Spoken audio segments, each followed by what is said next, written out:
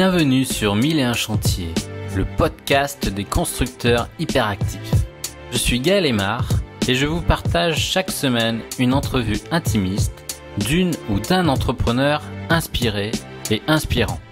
Mon intention est de vous montrer que tout est possible. Il suffit de se mettre en action, d'oser demander, de bien s'entourer et le reste se fera grâce à l'effet domino.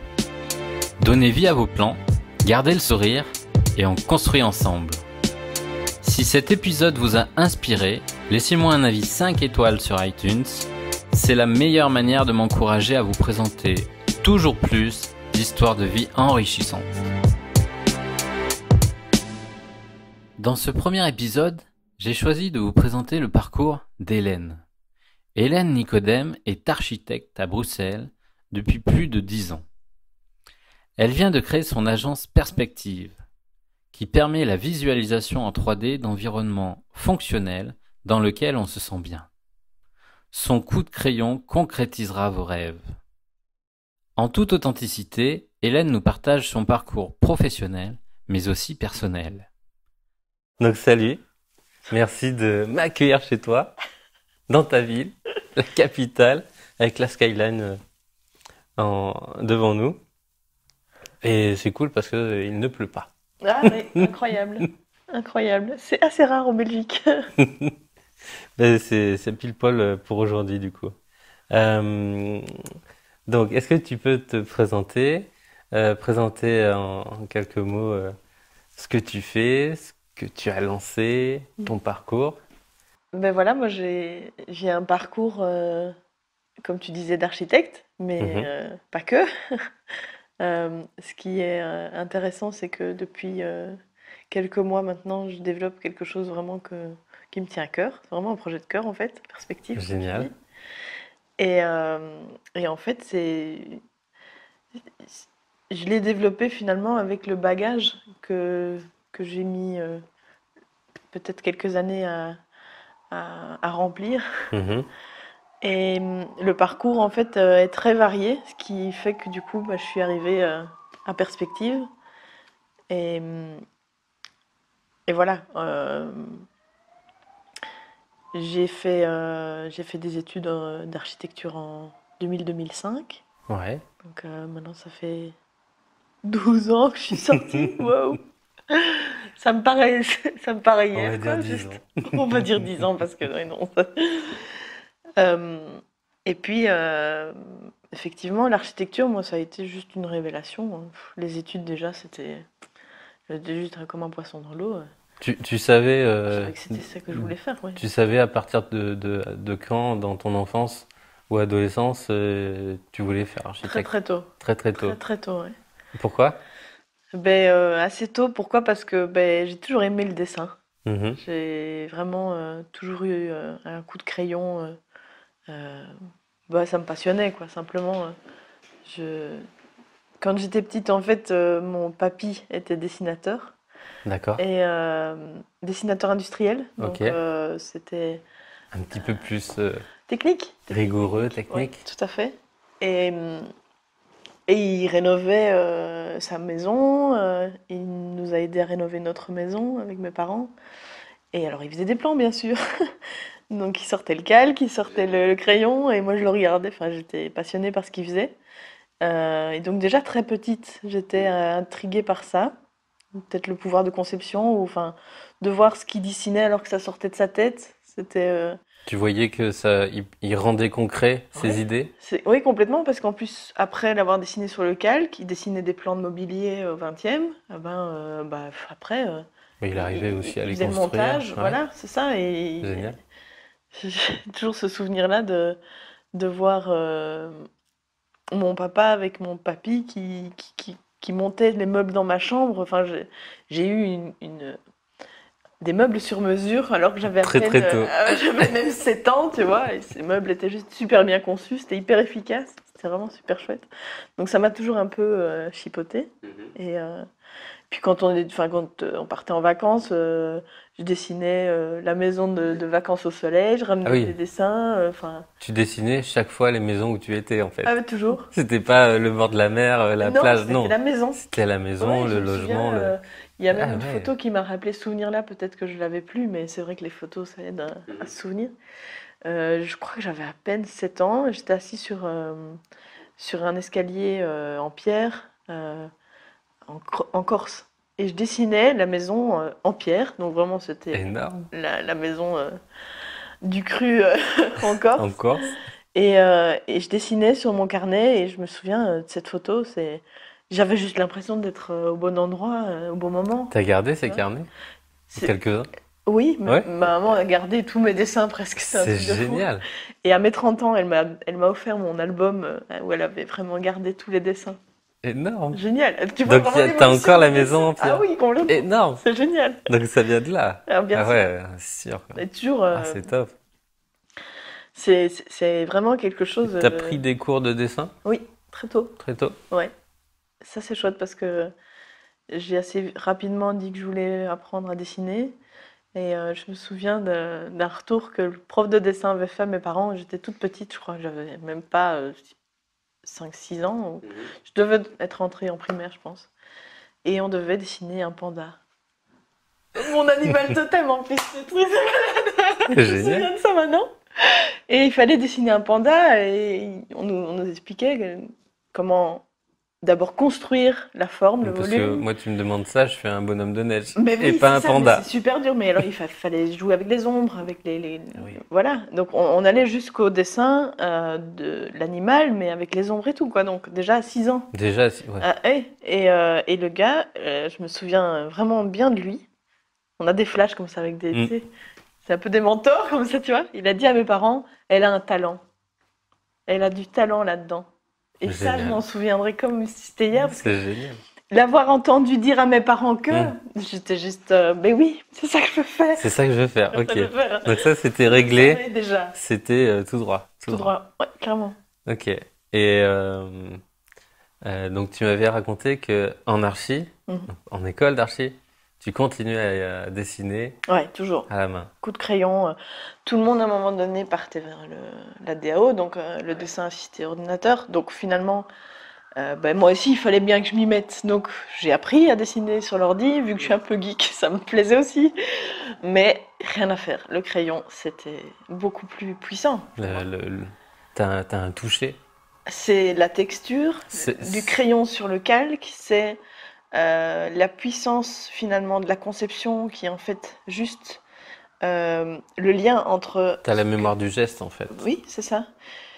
Quand je visualise par exemple un espace qu'il faut aménager, qu'il faut Mhm. décorer ou qu'il faut rénover, Repenser, ouais. j'ai une image dans la tête. Vraiment. C'est comme si j'avais déjà une photo dans la tête. Direct. Je visualise très très fort. Et donc, fatalement, ma main est le moyen de communication. De Ok. me permettre, Tu en fais fait, exactement comme ton grand-père qui concrétise l'idée qu'il a en tête sur papier. sur le papier Tout à fait. ou Ou sur l'iPad. maintenant sur l'iPad. Voilà, parce que maintenant, il n'y a plus de calque, il n'y a plus de crayon, il n'y a plus de gomme. C'est génial C'est ça. l'iPad. iPad, iPad Pro. pencil, tac. Pencil. Merci Apple. Hyper efficace. Un gain de temps incroyable. Tu dois plus recommencer, remettre un calque, redessiner tout. Non, ça se fait hyper efficace. C'est C'est génial ça. un gain de temps incroyable. Mais du coup, tu gardes quand même cette mémoire de geste, quoi. Voilà, T'as développé depuis tant d'années voilà. cette capacité cognitive en fait. Ton cerveau, il a imprimé que tac, tac, tac, tac. C'est ça. Ma main, Tu elle fais a... le lien. C'est vraiment ça, en fait. Je me souviens, à la fin de mes études, on était finalement tous sur ordinateur. Ouais. Et moi, je ne voulais pas dessiner à l'ordinateur. Mon projet de fin d'études, il fallait que ça soit à la main, de A à Z. Et j'avais travaillé sur des aménagements urbains de parcs. Donc, c'était à la fois de l'architecture, mais à la fois Un de parc qui l'urbanisme. existait.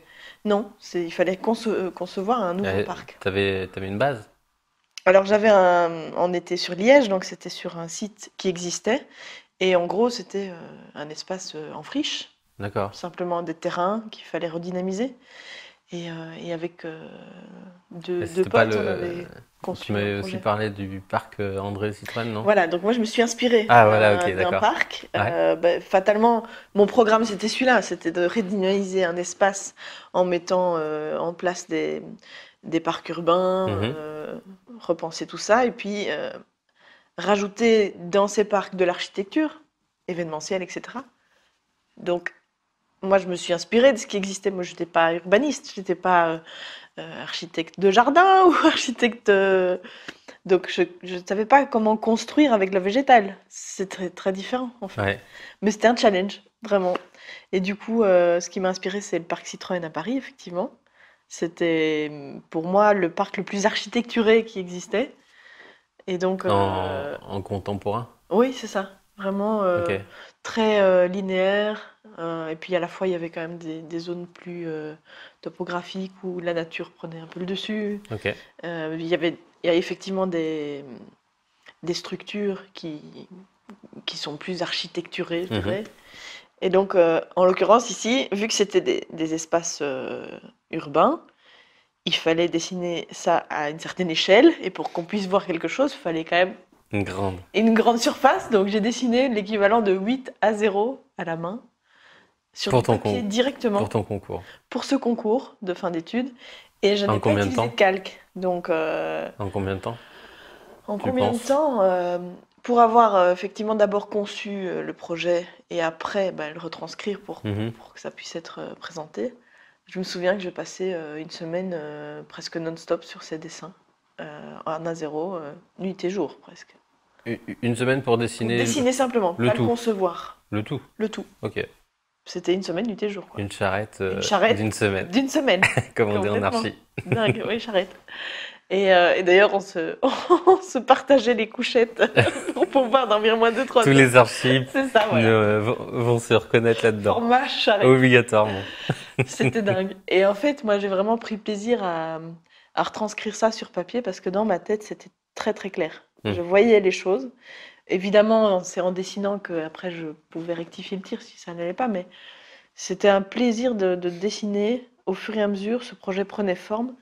Et, euh, et j'ai vraiment aimé parce Et qu'il y avait des perspectives aussi déjà à l'époque. ok. Je dessinais en Oui, 3D oui, ben oui. pour qu'on visualise ce que c'était, parce qu'un plan, bon, à mon sens, ça parle pas.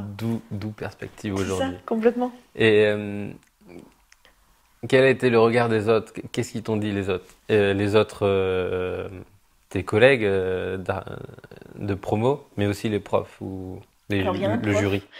au moment du jury, qui a dit quelque chose qui m'a fort touchée. C'est, euh, en plus, c'était un prof qui était impressionnant, donc tu vois, s'il disait quelque chose de positif, c'est que tu le prenais vraiment avec grand plaisir, parce que c'était rare. Il a dit que j'étais très constante et que à partir du moment où j'avais eu l'idée, j'étais partie vraiment focus sur cette Taureau. idée-là. Taureau, ouais, tout à Boum. fait. Boum. Et j'avais été très constante, j'avais pas remis trop de choses en question. Mhm. Et finalement, la vision était claire en fait. Et ça, c'était vraiment une chance parce qu'il faut l'avoir, la vision claire. Hein. Mhm. C'est pas toujours gagné, ça dépend des projets. Il y a des Et fois où t'aurais c'est peut-être très pas eu clair ou cette pas. vision claire si t'étais parti justement avec l'ordi. Oui, voilà. T'aurais pataugé, t'aurais. Voilà, c'est ça. Ouais. Je trouve que l'outil Là, de il y avait. dessin, ça, c'est plus fluide. Ou en tout cas, c'est plus naturel, vraiment. Ça vient d'y aller. Enfin voilà, c'est peut-être un héritage, je sais pas. Et, tes camarades, ils disaient pas que t'étais folle, que t'étais.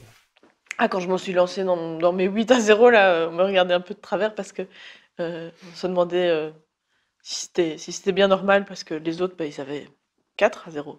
Moi, j'avais fait 4 à 0 et 4 à 0, donc au-dessus et en dessous. Donc on en avait finalement. Mais bon, dans mon cas, c'était particulier parce que j'aménageais des parcs. Les autres, ils avaient des projets d'architecture à faire. Donc c'était très différent. Et alors, ce qui est génial, T'as fait c'est un peu que tes règles. j'ai pris un peu. Fais tes règles à toi, et puis c'était J'ai- tellement C'était différent, voilà. Ça pouvait pas être comparable. c'était pas standard, tu Comparable. pouvais pas être comparé aux autres, Non. donc ben, Et il y avait beaucoup de tu t'es groupes créé.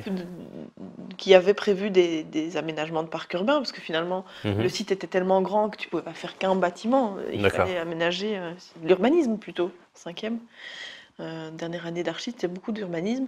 Mhm. Et en fait, moi, je me suis dit, effectivement, aménager des parcs, c'est pas mon métier. Je suis architecte. Enfin, on va dire, j'étais pas encore architecte, je veux dire, mais c'était pas si simple Tu de faisais se dire. tu faisais des études d'archi-urbanisme, mais t'étais pas paysagiste, c'est ça que tu veux dire? Paysagiste, voilà, c'est ça, c'est En le France, terme on dit ça, plutôt. je sais pas. Voilà, Ouais. c'est Ok. paysagiste. J'étais pas paysagiste. Et Et du coup, je me suis dit, bah, c'est l'occasion d'apprendre. Ouais, Voilà. encore Donc, une corde à ton oui, à arc. chaque fois, j'aime beaucoup apprendre des nouveaux trucs, quoi. Ça, c'est mon moteur. La nouveauté, le La changement, nouveauté, c'est le changement, top. c'est mon moteur. Complètement. Ok. Et donc le jury, très, très content. Tu Oui, es archi. voilà, je sors d'archi. Euh, je me fais embaucher dans un bureau d'archi Est-ce que et j'ai tu te, pas fini mes vacances. est-ce que tu te poses des questions sur ce que tu aimes faire, ce que tu veux faire tout de Non, suite? non. En Ou, fait, je connaissais un- une personne qui travaille dans un bureau d'archi, puis il m'a dit, tiens, tu sors d'archi, est-ce que ça te dit de venir? On engage quelqu'un. Et en fait, j'ai pris l'opportunité. ouais, Et en fait, en juin, on avait fini. Et en août, je travaille déjà. ok. Donc un petit mois de En fait, j'ai vacances, même pas forcément rapidement. eu le temps de me poser en me disant, tiens, Oui, j'irai ça a travailler dans quel été bureau, très qu'est-ce que je vais vite. faire comme truc. Je suis arrivée dans un bureau où on faisait des maisons de repos. Un peu par hasard. Je me suis dit, bon, moi en tout cas, ce que je sais, c'est que je veux continuer à dessiner. Ça, c'était déjà Mhm. mon premier moteur. Et puis, quand j'ai présenté mon parcours de différents projets que j'avais fait aux études, ben, j'ai montré mes dessins, c'est tout, voilà. Donc, Et il a reconnu que... et c'est ça, en fait, qu'ils ont bien aimé. Donc, c'était assez chouette parce que pendant ces années-là, je suis restée quelques années dans ce bureau et on faisait beaucoup de concours. Ok. Donc, ça, c'était top parce que Donc t'étais Madame Concours. j'étais Madame Concours, voilà, je dessinais et puis j'avais un pote qui colorisait, donc on était super complémentaires, Génial. c'est top. Mais évidemment, c'était calque et crayon. Oui, oui, Il oui. n'y avait pas encore la palette pour Il n'y avait pas encore la tablette. Non. Mais bon, Photoshop était déjà Et il y là, avait l'iPhone. InDesign. Il y avait déjà l'iPhone, mais moi j'avais pas l'iPhone, je peux te dire, j'étais encore en Le stage là. premier. J'avais un petit portable de rien du tout. Non, Ok. ça c'était des chouettes années. Et alors, ce que j'ai vraiment bien aimé, c'est la dimension développement durable. D'accord. Ça, c'est une chose que j'avais déjà depuis longtemps aux études. Mhm. J'ai fait une spécialisation en développement durable et en efficacité énergétique. Ok. C'était une option sur le temps de midi. On était Ok. trois. Donc oui, tout ce qui Ah ouais, était... mais là, aujourd'hui, par contre, ça, mais tu maintenant, c'est regrettes incontournable. absolument pas Voilà. Aujourd'hui, avoir mangé des on ne... sandwichs, quoi. Voilà. Ben, ça a été, à l'époque, déjà, un choix de m'inscrire là-dedans. Pour Mais moi, c'était tout nouveau. c'était tout nouveau. Enfin, oui. En 2002, j'ai commencé à me spécialiser Ouais. là-dedans. Euh, C'était une option. Aujourd'hui, je crois que les ateliers en archi intègrent cette dimension de développement durable et c'est une obligation et ils ne font plus que des quartiers durables et voilà. Maintenant, on fait plus Oui. que comme ça. Mais à l'époque, on Hmm. n'en parlait pas. Et les seuls pays où il y avait déjà cette démarche de développement durable, c'était la Suisse, l'Allemagne, Un euh, peu l'Europe du Nord. l'Europe du Nord, voilà, la Scandinavie, Hmm. etc.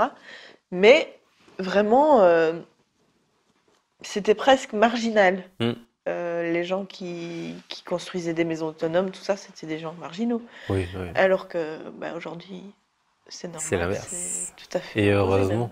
Mais voilà, donc les choses ont évolué très Hmm. très fort. Mais pour moi, c'était déjà une évidence. Donc, Donc ce bureau ce d'études, bureau ce bureau, d'archi, en ouais. fait, m'a attiré par cette démarche-là. Et il Parce faisait des qu'on maisons de construisait en repos 6, 7. 2005, 6, voilà. À ce moment-là, on était déjà dans le passif. C'était tout nouveau, vraiment. On était dans une démarche de développement durable et on concevait des maisons de repos passives. Donc c'était les premiers bâtiments tertiaires administratifs, Tout ou, à fait, enfin ouais. Vraiment, passifs. tout Ok. au début. D'ailleurs, les premiers concours auxquels j'ai travaillé, sur lesquels j'ai travaillé, on n'était pas conscient que c'était possible de faire du passif à ce Hmm. moment-là. Donc on faisait du basse énergie. Ok. Donc on était un cran en dessous. Et puis on s'est rendu compte très très vite qu'entre le basse énergie et le passif, il y avait Il y très a très peu. très peu de différence et Voilà. qu'il fallait, Juste un tout petit peu plus d'isolation, peut-être un peu fallait y plus de aller. soins sur l'étanchéité à l'air, un système de ventilation double flux. De toute façon, même en basse énergie, on l'avait Mhm. investi. Donc, on a fait en fait ces études aussi grâce à un bureau d'études en technique spéciale qui nous Mhm. aidait aussi à vraiment peaufiner les choix au niveau technique. On avait fait des simulations thermodynamiques aussi, donc on vérifiait si il n'y avait pas trop de problèmes de surchauffe, parce que c'est ça le problème Mhm. du passif, c'est qu'à un moment donné ça devient... C'est trop. Voilà, on doit climer, enfin on doit utiliser La clim des systèmes de naturelle pour. clim pour rafraîchir en Mhm. été, parce qu'on a surisolé le bâtiment. Du coup, il faut trouver le bon dosage. Mhm. Et c'était super intéressant de travailler justement avec ces bureaux d'études. Et à l'époque, ce bureau d'études matriciel, c'était mais vraiment les seuls qui parlaient de développement Ok. durable dans leur conception technique spéciale. On parlait de rafraîchissement naturel, effectivement, Et puits canadien, tout ça. ouais, C'était ouais, hyper nouveau. C'était- ok. Et Moi, avec mon père, on a fait une maison en 2006. On a fait ouais. un puits canadien. Voilà, mais en France, c'est plus courant. En Non, bah, Belgique, c'était pareil, hein, c'était aussi nouveau? c'était nouveau. Il y avait quelques sites internet qui en parlaient. Ouais. Non, non, c'était, enfin, surtout pour une. Là, Une c'était maison pour une maison, donc unifamiliale. ça allait. Mhm. Mais tu proposais un puits canadien, je sais pas, pour une maison de repos, ça, c'est sûr que ça n'existait C'est ça. pas. Ouais. C'est extra. Et je trouve que ce qui est intéressant dans cette démarche-là, c'est que on mêle euh, l'architecture esthétique, mais aussi la technique, la Mhm. technicité extrême finalement, parce que quand on parle de passif, c'est très technique. Oui. Pour atteindre ces performances-là, il faut savoir ce que c'est le lambda de l'isolant. Oui. Enfin, c'est vraiment une dimension très technique et ça j'aime beaucoup en fait. J'aime beaucoup mêler le côté technique avec le Et côté esthétique. ce côté technique, tu l'avais vu dans les études ou c'est plutôt Je l'avais déjà vu dans les études un petit. parce qu'il y Ouais, avait cette tu option l'avais qui appréhendé. m'intéressait. Oui, déjà les cours de Et après, thermique, ça c'est un m'intéressait. vrai échange avec le partenaire matriciel, là, Voilà, avec le bureau le d'études bureau d'études matriciel. Et puis thermiques. alors quand j'étais au bureau Eto, en fait, mon maître de stage m'a Mhm, appris énormément. mhm, C'était super intéressant. Il y avait des allers-retours. Je me suis vraiment formée très très vite là-dedans. Comment concevoir effectivement un bâtiment au niveau euh, constructif pour mhm. qu'il soit correctement isolé, qu'il atteigne ces performances-là. On repensait complètement le mode de construction à ce Mhm. moment-là. Ah Parce ouais, qu'il fallait mettre tellement d'épaisseur d'isolant que bah, finalement le mode constructif belge, le porteur, la coulisse, l'isolant, le parement, c'était plus possible. On mhm. n'atteignait plus les performances qu'il fallait. Donc on construisait déjà en ossature-bois. En 2004, c'était tout récent en Belgique. Alors que, Deux, trois niveaux? oui, Ouais. facilement, oui. Mhm. Ossature bois insufflé, donc c'était vraiment des, des démarches de Mhm. nouveauté. Ouais, Encore une c'était fois, on parlait, avant-gardiste. c'était avant-gardiste, Ouais, c'était très intéressant. ok. Et c'était pour ça que les concours aussi, c'était chouette, parce que on pouvait proposer quelque chose de nouveau, Ok, et voilà. Et moi, j'avais toujours l'outil du top. crayon qui était là, quoi. Et donc, t'es resté 2, 3 ans? Je suis restée de 2005 à 2008, 3 ans. 3 ans. Puis j'ai travaillé 2 ans dans un bureau qui faisait plus du C'est toi qui particulier. es parti? Mais ça, c'est D'un commun accord? non, Non, c'est un peu chaud à ce moment-là. chaud, Ouais. ok. Il y a eu effectivement un moment difficile. Euh, Pendant 3 ans, moi, j'ai vraiment vécu des échanges et je me suis formée clairement euh, grâce à mon maître de stage. Et puis, bon, on a participé à un concours qui était costaud, un concours sur 200 logements. Mhm. Et c'était une taille de projet quand même vachement plus grosse que ce qu'on faisait d'habitude. Ouais. Et, euh, et on était très nombreux sur ce concours. On a Mhm. été pendant un mois à temps plein, Quasiment 4-5 tout sur le. le, Ouais. sur le, sur le concours. Et je crois que ça a été financièrement quand même un investissement de temps et donc d'honoraires un peu lourd. Mhm. Et puis on n'a pas remporté le concours. Et Ça arrive. ça arrive, mais le problème Il fallait.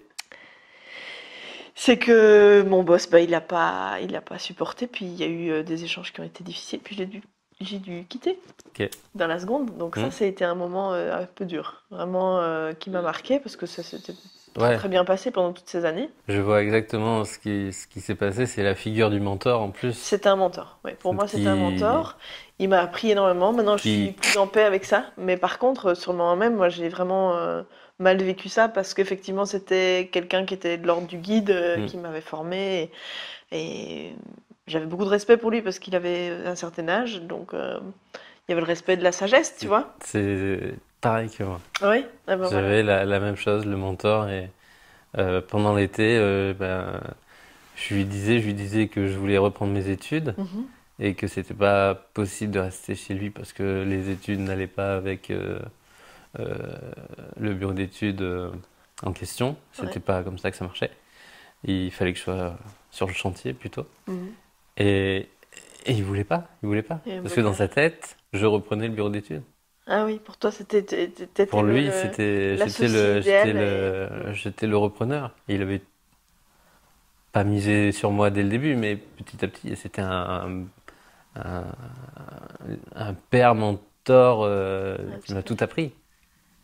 Et au fur et à mesure de l'été, bon, c'était impossible en fait. Et en une fraction de seconde, Il fallait que ça s'arrête il comme ça. fallait que je parte.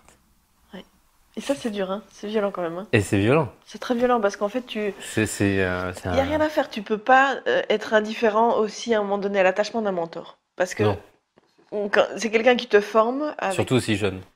Mais oui, c'est ça. Moi, j'étais fort jeune. On peut avoir des mentors un peu plus Voilà, mais tu prends plus dans de la vie recul peut-être professionnelle, mais émotionnellement. voilà, on a un petit peu plus de bouteilles aussi. Mais là, on sort des études ou on est dans les études et Tout à fait. hop, Ouais, fini, complètement, hein. finito. Moi, c'était ma première expérience en plus. Pareil. Vraiment pas. Bah voilà, Je vois exactement. c'est dingue. Et en fait, c'est marrant parce que euh, pour en reparler maintenant de manière beaucoup plus apaisée, parce que ça m'a traumatisé quand même, Ah hein. ben, on pouvait pas, c'était impossible Tu de. peux pas rester indifférent à tout Non, ça. Et ben maintenant, je trouve que ça a été un très beau cadeau. un très beau cadeau. Un très beau cadeau. Pourquoi? Parce que ça m'a permis de me poser la question, qu'est-ce que je veux faire? Parce qu'en fait, bah, je suis Et arrivée de là par hasard, sortir mais aussi de la coupelle c'est ça aussi. Du du côté mentor. mentor, stagiaire, je t'apprends, etc. J'avais besoin peut-être de prendre mes ailes On pour n'aurait faire le jamais choix. pu écrire notre nom sur une carte de visite, hein, sinon. Je pense. Je pense clairement, je pense qu'aujourd'hui, je n'aurais pas créé Perspective si je n'avais pas vécu des difficultés comme ça, clairement. C'est Bah, c'est clair, sûr, c'est je sûr. suis sûre. Donc merci, merci Pierre. Merci Michel. Tu vois, mais c'est fou parce qu'il y a quelques années, j'aurais pas pu dire ça. J'aurais pas pu dire ça. Je lui en voulais beaucoup, beaucoup. Hmm. Parce que ça a été violent, quand même. Très Donc violent. t'as mis un petit peu de temps J'ai mis du temps à digérer ça. pour Parce qu'en digérer? fait, ça m'a coupé dans ma confiance. J'ai D'accord. perdu confiance en moi parce que j'avais l'impression que j'avais fait une Que boulette. c'était toi. Ouais. J'avais l'impression que j'avais vraiment fait une erreur et pourtant, il s'est avéré que c'était vraiment un pétage de plomb et un licenciement abusif. On s'est fait aider par un avocat qui nous a Mhm. aidés parce que moi j'étais au troisième dessous, c'était trop trop dur. Ok. Et heureusement, Raph était là. Donc Hmm. mon mari m'a bien aidé. Et maintenant, reprendre confiance en soi, tout ça, vraiment dur. Donc j'ai rebondi dans un autre bureau d'archi, Rapidement quand même. très très vite. Ouais. Très très vite, il Je ne fallait. voulais pas me sentir inactive en fait. Mhm. Enfin, moi, Oui. je ne supporte pas l'idée de ne rien faire. Hyperactive comme ça, je pense. Mais donc, un mois plus tard, boum, j'avais trouvé. Ok. Et j'avais choisi. Et j'avais pris le temps de choisir là où je voulais aller. T'as quand même pris le temps. Oui. C'est. Parce qu'il fallait que je... Enfin non, moi, t'as pris le temps et en même temps, ça a été rapide. J'ai pris le temps et à la fois je me suis mis la pression de trouver vite. En fait, est-ce que très rapidement, tu t'es mis en perspective de retrouver tout de suite du travail, mais par contre, tu t'es dit le travail de digestion, tout ça, de recul, tu le feras après. C'est possible, ouais. C'est possible que c'était une fuite en avant de trouver très très Voilà. vite. Parce Et que, c'est en fait, après, une fois que tu te poses, où... voilà, Bon, je digère. Mais le problème, c'est que ça n'avait pas été digéré. Donc j'ai un peu mis un couvercle dessus en me disant, bon, ben, on verra plus on tard. verra plus tard. Ouais. Mais ça te revient à la figure, hein. Plus vite que tu ne C'est le sûr. crois. Ouais. Et plus Donc fort. j'ai travaillé 2 ans dans un bureau où on faisait de la rénovation et de la construction pour des particuliers. Donc c'était plus du tertiaire, c'était des particuliers. Donc là, c'est toi qui avais choisi le côté Oui. particulier B2C, Tout quoi. à fait. Ok. Mais j'étais collaboratrice encore une fois. Donc c'était le boss qui avait Ouais. le lien avec les clients. Par contre, on était 3, donc c'était une petite structure, Mhm. alors qu'avant on était 12, donc c'est très très différent. Et, euh, et là, j'ai appris à faire de l'archi contemporaine. Là, c'était top.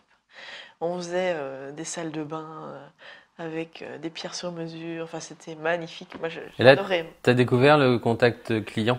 Alors, j'étais pas en direct avec le client. Par contre, sur chantier, quand j'allais avec lui, bah oui, j'étais Tu voyais un en peu, contact avec eux. C'était intéressant, mais j'étais en retrait encore, tu vois. Ok. Et C'était tu lui qui dessinais? gérait. Moi, je dessinais, C'était oui, toujours. Donc, toujours le crayon. Et au crayon, toujours là. calque. Et tout.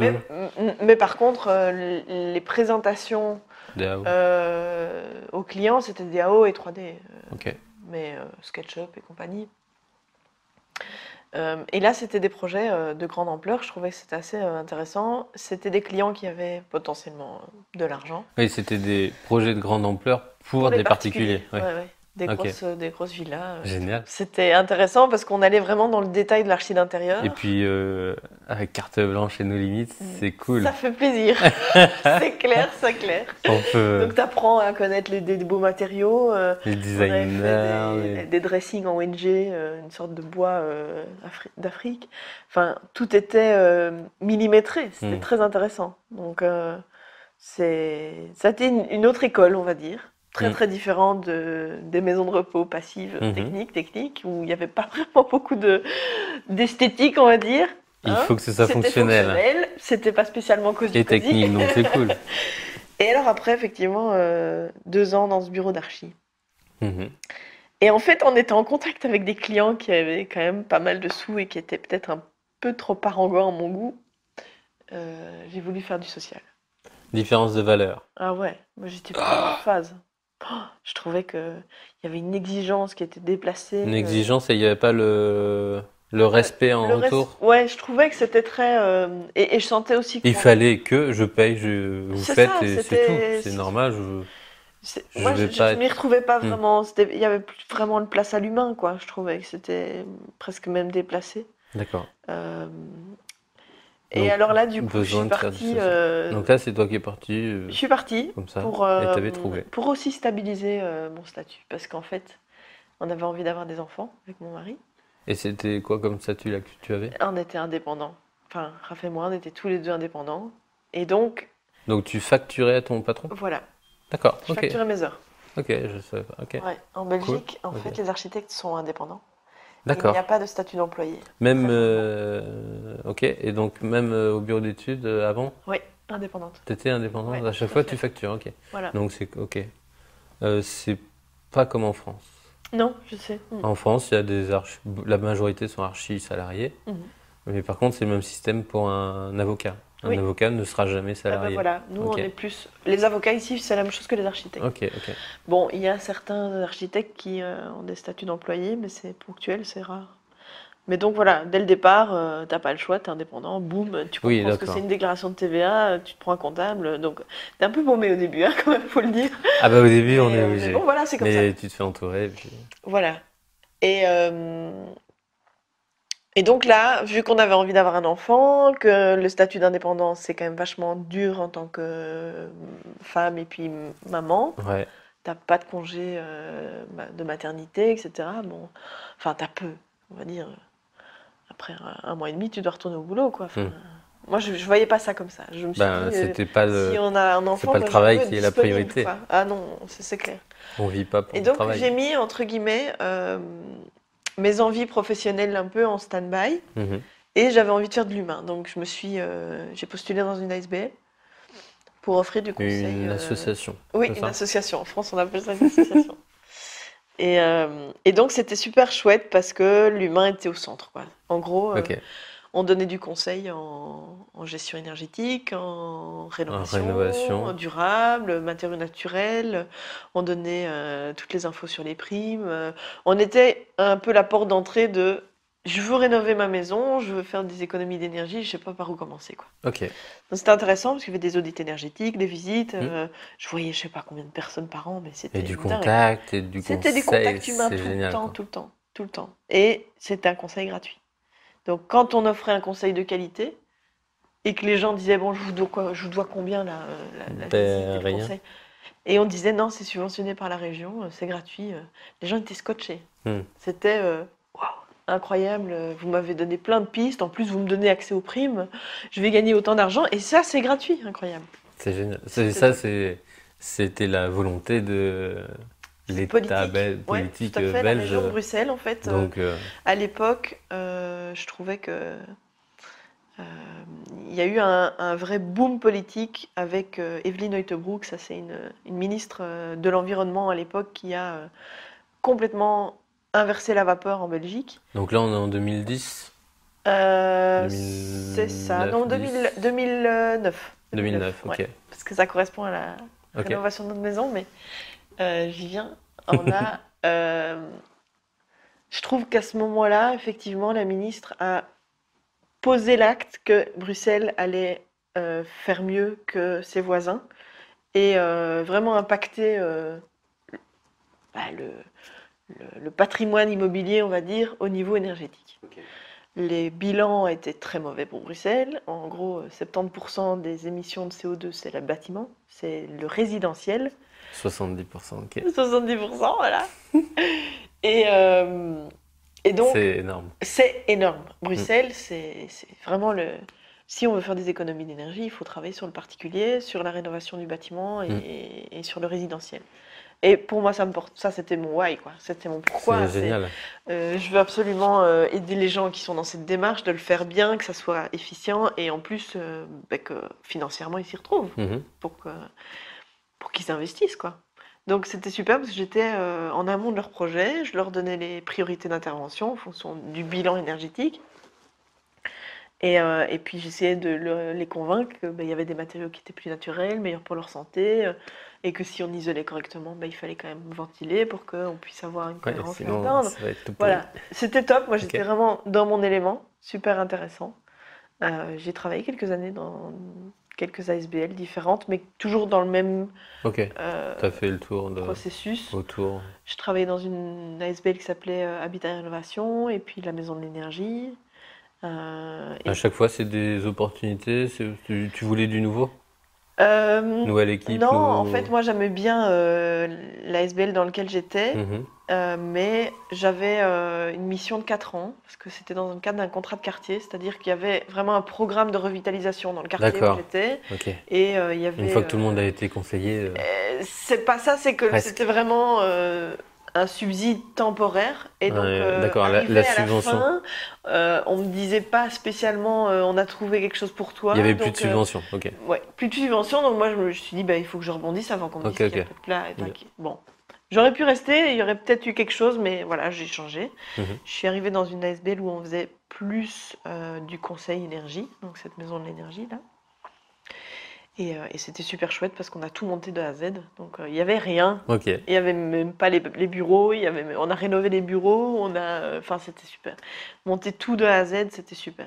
Et on a professionnalisé aussi le conseil par rapport à ce que j'avais fait avant.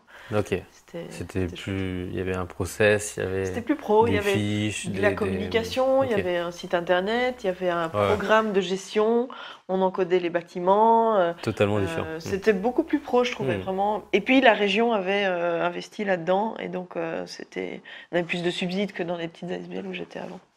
C'était chouette. Donc, plus de stabilité. Voilà. Euh, Ton mari, il avait monté son agence? Voilà, en parallèle, Raph En parallèle. monte son bureau Loa. Ouais. Et en fait, on a l'opportunité de rénover la maison de mes grands-parents à ce moment-là. Ok. Et en gros, là, on se dit, ok, on avait envie d'acheter à Bruxelles, Mhm. mais quand on voyait les prix, on se disait, c'est juste pas possible, il faudrait qu'on quitte Bruxelles, c'est impossible, pas accessible. Et là, ma grand-mère aimait le désir que cette maison reste dans la famille. Et donc on se dit, voilà, c'est une super opportunité, une maison à Boisfort, génial. En plus, mes grands-parents en avaient Donc, rien fait. juste à Enfin, côté de Bruxelles. c'est vrai, c'est vraiment. À 10 T'as minutes. l'impression d'être Et en même temps d'être à la campagne. On est à Ouais. côté de la forêt de Soigne, on n'a Mm. pas l'impression d'être en ville.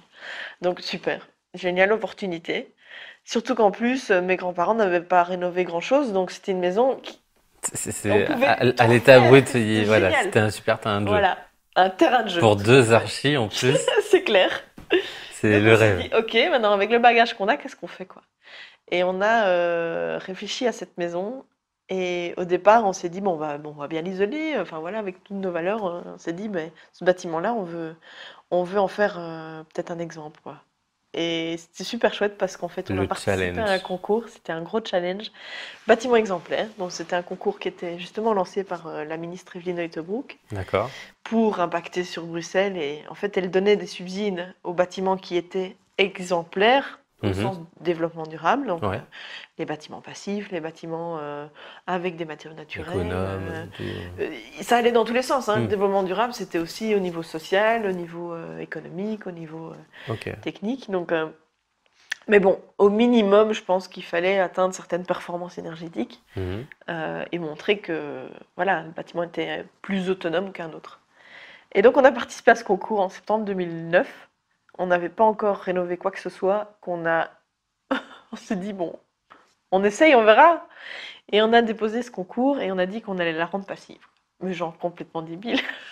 On s'est dit, on le fait, on le fait pas. On On verra. essaye. On essaye. On En tente fait, vraiment. on s'est dit, qui ne tente rien à rien. Non. Et on s'est dit qu'ils pouvaient pas non plus nous forcer à la rendre passive si on n'y arriverait pas, si techniquement c'était pas possible. La maison, elle aurait été à vous et puis c'est tout. C'est ça. Le chantier fini, bon bah. Et alors on s'était renseigné, il y avait une maison rénovée en passif en Belgique. Mhm. Et c'était celui qui avait lancé la plateforme Maison Passive. Donc c'est une ASBL qui est hyper reconnue dans le domaine parce que c'est la référence quand les Ok. architectes veulent se former là-dedans, ils vont là-bas. Et c'était juste un gars qui était en plus influencé par l'Allemagne depuis des années, etc. Il avait quand même un certain bagage et on s'est dit, mais, si lui est arrivé, pourquoi nous on y arriverait? C'est super chaud, enfin, on n'a pas les compétences qu'il a, c'est pas possible, quoi. Et donc on s'est dit, au minimum basse énergie. Ok. Et puis on a remporté le concours. Génial. Du coup on s'est dit, merde, on n'a pas le choix, il faut qu'on soit passif. Donc c'était un concours donc basé sur une étude. Voilà. Et on devait le déposer avant le permis d'urbanisme, donc Ok. c'était juste au moment de l'avant-projet, quoi. Ok. On a déposé ce concours. Et ce concours mettait en avant les chiffres, Mhm. l'investissement, les chiffres en kilowattheures Donc vous avez d'énergie fait économisée.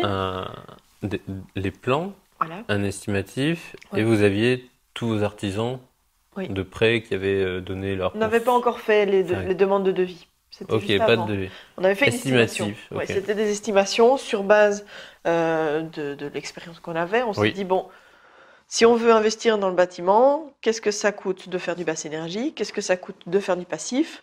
Et jusqu'où on va? Ok. Eh ben, on s'est dit qu'on allait faire du passif, maintenant qu'on avait le subside. Donc, on y va. Donc vous Et avez voilà, le chantier remporté le commence. concours, donc la subvention, Voilà. qui représente donc au final En 40%. gros, non, mais en fait, en gros, on a cumulé plein de subsides, plein de primes, plein Oui, d'aides. oui, oui. Les primes à la rénovation, les primes énergie, les primes bâtiment exemplaire, la réduction fiscale. Donc Enfin, à l'époque, génial. c'était un truc de fou. Et c'est beaucoup moins hein, maintenant, mais ils se sont rendus compte que c'était vraiment trop. Oui, mais des fois Et il faut c'était la il bonne faut année. influencer comme ça en Ah, fait. voilà. Et en fait, ça a donné Il faut le coup de pouce. impulser. Ça a impulsé complètement. Ah, c'était vraiment une impulsion. Et ça a tellement impulsé que on s'est dit, ok, on va atteindre le passif. C'est nos limites maintenant. Oh, 40% de l'investissement a été remboursé par les aides ok. financières C'est régionales. génial. C'est énorme. C'est énorme. 40%, quoi. Donc, ben oui, à partir du moment Ok. où on a un budget de Donc plus, là, ouais. on y va, quoi. On y va go. Et Donc là, on a- concours 1. Donc là, maintenant, il faut aller dans le concret. Il faut aller sur le chantier, là. C'est parti. On désosse tout. On garde juste les planchers, les Ouais. mitoyens. On casse la toiture. Le grenier était juste même pas aménageable. Il y avait une grande ferme en plein Et milieu. puis la toiture, c'est juste énorme en déperdition. Donc, Voilà, de toute façon, mais même la il- charpente, on il n'a pas faut- gardé, il faut tu faire, vois. quoi. Et en fait, on avait vraiment envie de rehausser, oui, aussi. voilà, Ce on soit voulait plus de aménageable. volume. Et donc finalement, de cette maison, il restait que juste les Oui, parce façades que et les donc là, planchers, quoi. oui, il y a 4 niveaux. 4 niveaux, ouais. Donc Mm. c'est une maison bel étage. Le séjour est à l'étage. On a fait une terrasse à l'arrière. Mhm. Et finalement, au rez-de-chaussée, on y aménage les bureaux de RAF. Parce que là, il Ok. pouvait du coup avoir son espace professionnel Ok. avec son associé, Maxime. Et donc ils commencent là en bas à monter leur boîte. Et on fait la rénovation de cette maison en se disant, on fait ce qu'on peut, on verra. En tout cas, on met les épaisseurs d'isolant nécessaires pour atteindre le passif. Ok. Et puis l'étanchéité à l'air, on sait pas trop ce que c'est, on verra bien. Mais ça, c'était le truc. Mais genre, on s'est fourré le doigt dans l'œil parce qu'on s'est pas rendu compte que c'était si contraignant, l'étanchéité à l'air. Et donc, on s'est fait entourer parce qu'on... Obligé. Voilà. On maîtrisait pas le sujet. Du coup, on est tombé sur un expert juste incroyable, un Vous artisan. l'avez, c'est une recommandation, c'est comment vous l'avez trouvé? On l'a trouvé parce que... Ah, comment on a trouvé Daniel? Ou justement, il était peut-être déjà. Il était déjà surinvesti de cette mission, quoi. Pour lui, le passif, c'était obligatoire. Il L'étanchéité était déjà à l'air, reconnu comme un expert. oui, Ok. déjà, clairement. Mhm. On voulait insuffler la toiture en cellulose. Et au départ, la porte d'entrée, c'était ça. On avait besoin d'un artisan pour mettre de la cellulose à la toiture. Et on lui dit, voilà, nous, on se rend pas compte, en fait, de ce que ça représente, le temps de travail pour améliorer l'étanchéité à l'air. Parce qu'en fait, c'est simplement juste prendre le temps de le faire bien. C'est mettre des patchs Des et des bandes scotch d'étanchéité partout. partout, voilà. Partout. Et donc, en fait, c'est marrant parce qu'au départ, on lance le chantier et il est là juste pour insuffler. Et on lui dit, Daniel, on a remporté le concours, il faut qu'on soit passif, ta carte blanche. On ne sait pas ce qu'il faut faire, tu nous donnes tous les scotch que tu peux et on met la main à la pâte, quoi. Et tu nous dis ce qu'il faut Et faire. tu nous dis ce qu'il faut faire, oui. Ouais. Et donc à chaque fois, on dessine. C'était marrant parce que à chaque détail technique, on savait pas ce qu'il fallait faire pour améliorer ce niveau d'étanchéité à l'air. Donc on faisait des dessins sur les murs. Je me souviens, avant même d'avoir peint les murs, on avait Ah encore bah, il y avait tous des les dessins détails de sur les tous les murs. côtés. Enfin, Ça, c'est génial. génial. Dans tous les chantiers, Tous les chantiers, on sur les écrit murs. sur les murs. T'as des surprises. On a la liste des matériaux, Voilà. la liste des choses à faire, 3-4 T'as pas de crevards. papier sur le chantier, Non. t'as les murs, c'est bon. Et donc avec Daniel, ce qui était génial, c'est qu'il y avait des allers-retours. Avec Ok. un artisan qui avait les mains dans le cambouis et nous qui connaissions la théorie, la technique, mais finalement qui il nous avait a la appris volonté. énormément. Et on a fait des échanges comme ça. Ce chantier, en 6 mois de temps, on a appris l'équivalent de 5 ans d'expérience. Oui. C'est dingue, parce qu'on avait tous les postes, Il y avait une implication, c'était. on était investis, c'était pour vous, nous, c'était- c'était notre nid, voilà. Et, Donc, chantier participatif, ok. quoi. Direct. Ok. Ouais. Donc il y avait du. Vous passiez une annonce, c'était comment? Non, c'était Non. les amis. amis Les amis, ok. d'archi, ouais. Ok. Donc en fait, déjà quand on a annoncé qu'on voulait la rendre passive, cette maison, on nous a regardé, mais vous êtes fous, vous êtes complètement tarés. Vous remportez le concours, et là tout le monde. Ouais. Et Ok. mais non, mais même le concours, tu vois, ils nous ont dit, mais vous allez vraiment y arriver. Enfin, on était quand même Mais un peu pris pour des avant, tarés. avant d'attaquer le concours. Non, quand on a Non, remporté dès le que vous l'avez- concours, on nous a Ah dit, ouais. mais vous y arriverez pas. Passif en rénovation, mais c'est pas possible, vous êtes fous, vous allez investir beaucoup trop. Enfin, on nous disait ça, D'accord, vraiment, je me d'accord. souviens. Et je sais pas pourquoi on y croyait. On y croyait vraiment. On était convaincus qu'on y arriverait. Donc. Des warriors. Bon, En fait, voilà. C'est aussi, ça correspond à un moment important pour notre couple aussi où on a appris qu'on ne saurait pas avoir d'enfant Mhm. biologique. Et je crois qu'on a fait une fuite là-dedans. Vous, obligatoirement, vous Complètement. êtes investi, surinvesti Surinvesti dans notre ce nid, projet. en fait. dans le nid, ouais, Euh, pour quand même construire une famille. ouais. Et en fait, en parallèle, on a essayé d'avoir un enfant naturellement, puis ça n'a pas été. On a fait qu'on a su in vitro et tout. Et tout ça pendant le chantier. Hein. Mhm. C'était très sportif, mais je sais pas pourquoi. On avait cette Il y avait foi une que ça énergie. marcherait, quoi. Ouais, Il y avait voilà. une énergie en plus. Voilà. Et donc on fait ce chantier Donc avec les toute cette amis énergie. viennent, Les amis, ouais, le chantier participatif, ça c'était des vraiment super extra. artisans. Voilà. Et Et Daniel en question nous forme en fait pendant ce chantier. Il Ah oui. adorait ça. Et c'est même presque lui qui nous a proposé de faire ça. Il avait envie de former nos potes archi aussi, tu vois. oui, mais Pour faire des petits. pour faire des petits après. Et est-ce que, oui, du coup, tout le monde après a pu travailler avec lui peut-être? Bah écoute, ouais, il a fait tous les chantiers des architectes Voilà. de côté, oui, c'est clair. Non, c'est sûr, Daniel il a travaillé Très très bonne partout, technique. partout. Et donc avec Daniel, top. Mais tu m'avais expliqué aussi des fois que vous aviez deux rôles différents. Oui, alors ouais, ça c'était drôle parce que quand on arrivait sur le chantier, Raph il était un peu le cordon de la bourse, quoi. Ouais. Il tenait le budget en main. Et puis moi j'avais dessiné pas mal le projet, on se complétait. Et j'avais tout dessiné en détail, les salles de bain, je les avais dessinées au 20e. Tu connaissais Je par connaissais cœur. par cœur tout ce qu'on avait choisi, quoi. La baignoire, je savais la forme qu'elle avait, etc. Et donc, par exemple, le jour où ils ont livré la baignoire, Mhm. premier coup d'œil, je dis non, c'est pas celle qu'on a commandée. Je savais très bien les formes qu'elle avait, etc. Je l'avais dessinée. Donc, visuellement, je m'en souvenais très très bien. Et donc, on avait chacun nos rôles. Raph, il était plus coulant, genre, t'es sûr? Et puis moi, j'étais là, non, c'est pas ce qu'on a commandé. Et on faisait un petit peu on se partageait un petit peu les Un rôles, peu, un quoi. peu le bon et Oh, tu crois le bon comment méchant va s'y ou méchant. passer? Puis, et inversement, il y a des fois où, quand on parlait d'argent, c'était Raph qui menait la danse, menait la discussion. Mais, euh, mais c'était chouette parce qu'en fait, on était en mode partage avec Mhm. les artisans et les entrepreneurs. Ouais, c'était L'entrepreneur, gagnant-gagnant, il fallait. ouais, oui, c'est. Puis l'entrepreneur avec lequel on a travaillé, qui avait le plus de postes, on va dire, même si on travaillait quand même à corps d'état séparés Mhm. pour certains postes, l'entrepreneur général qui a fait quand même la plus grosse partie du chantier était très intéressé d'apprendre aussi. C'était la première maison passive qu'il faisait. Ok. Il ne savait pas ce que Donc c'était. celui qui avait le plus de choses à faire, c'était pas Daniel. C'était pas Daniel, non. Daniel est venu en soutien de cette entreprise D'accord. pour former en fait les Ok. gens, pour qu'ils puissent comprendre ce que c'est l'étanchéité à l'air, qu'est-ce que ça apporte, pourquoi il faut soigner ça. Pourquoi Daniel n'a pas fait tous ces postes-là alors qu'il était compétent ou... Non, en fait, lui, Non, il il est pouvait vraiment. Il insuffle la Il pouvait pas, cellulose. c'est juste qu'il était tellement intéressé qu'il connaissait, mais il ne Mais lui- réalisait pas. Si, il réalisait. Il réalisait. Et D'accord. il a réalisé tout ce qui était cellulose et étanchéité à l'air. Mais les personnes qui ont placé les châssis, par exemple, Oui. pour eux, D'accord, donc il a l'étanchéité à formé l'air, à l'étanchéité. il formait à Ok. l'étanchéité à l'air. Pourquoi, à un moment Pour que donné, pour que le travail avant que lui intervienne soit déjà déjà pensé. dans ce. Tout Ok, à fait. ok. Voilà. Donc, Ok. ce qui était intéressant, c'est que lui nous a fait former, parce Mhm. que c'est vrai que l'étanchéité à l'air, c'était nouveau pour nous. Il a formé les autres entrepreneurs qui ne connaissaient pas Mhm. la notion d'étanchéité à l'air. Et alors, il était hyper didactique.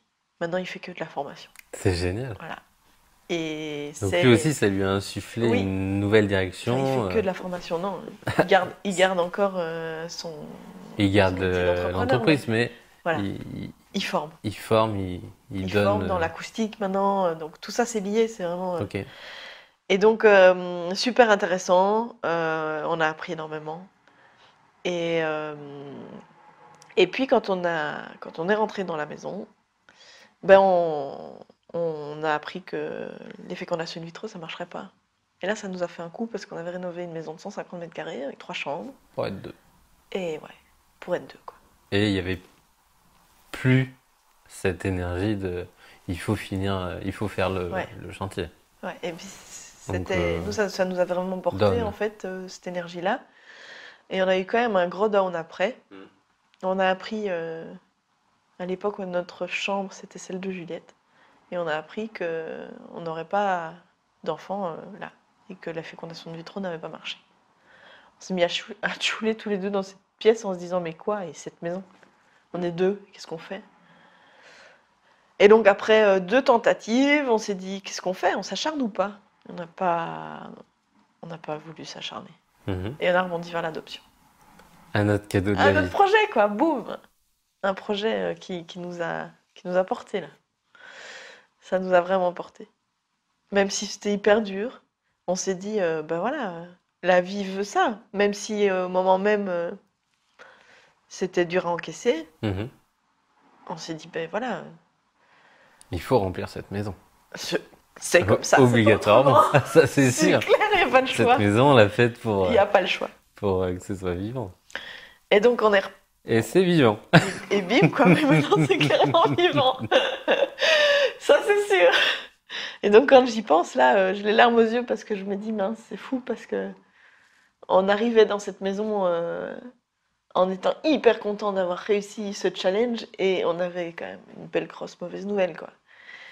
Et on s'est tous les deux soudés, mais sursoudés. Enfin, franchement, ça nous a vraiment rapprochés. Parce que devant nous, à l'organisme d'adoption, c'était aussi challenge, quoi. Mm. C'était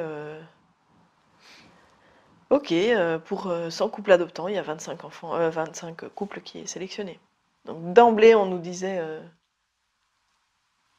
voilà, pour 25 enfants adoptables, il y a 100 couples en demande. Donc c'était Donc, très très très chaud. 1 sur 4. 1 sur 4 sélectionnés. Donc oui, nous on se dit ok, génial. On n'était pas très rassurés par rapport à ces infos-là, mais on a été en mode warrior. On a été nous-mêmes, on s'est Comme, dit, voilà, on va, on va faire tout ce qu'on peut. Et on a tout donné, quoi. comme avant, avec le concours, la maison, tout. C'est À chaque ça. fois, c'est pareil. C'était un challenge, encore Mm. une fois. Ça nous a soudés, du coup. Et en fait, on est effectivement très, très fort soudés par le challenge, hein, avec Raph. Clairement, ça nous porte à fond. Et il faut être porté, non, C'est ça. s'il n'y a pas de but, S'il n'y a pas de projet et tout, c'est pas... quoi? Qu'est-ce qu'on fait? la vie est fade. C'est ça. Et donc, première procédure d'adoption. Mhm. Le jour où on a su qu'on était dans la liste, quoi. Boum, quoi. Toute la famille était là, champagne. Mon Dieu, quoi. Bon, ça y est, je me mets à pleurer. Je t'avais dit que je pleurais pas, hein. Ça, c'était top. Alors, du coup, on a eu des cigognes partout dans la maison. Ah bah oui. Tout le monde nous a Ça, apporté des c'est pas cigognes. trop en France, ça. Ça, on le fait pas trop, ça. C'est un peu plus soit Alsace, soit, oui, un peu le nord de la Non, France. mais ici, c'était la symbolique, quoi. Génial. Donc, ok, là, on savait qu'on était dans la liste. Après 1 an de procédure. Donc, Ok. pendant 1 an, on est passé devant des psys, des assistants sociaux. Ils sont venus à la maison, ils nous ont demandé. Enfin, ils nous ont testé Ouais. pour voir la solidité du couple. Tiens, pourquoi vous voulez adopter? Voilà. Alors, dans notre malchance, en fait, on avait la chance d'être infertile. Parce qu'en Mhm. fait, en adoption, ils mettent la priorité sur les parents. Ils Infertile. peuvent pas. Ok. Voilà. Et donc, il fallait même marquer noir sur blanc qu'on était infertile. Il fallait que le docteur nous ait fait un mot.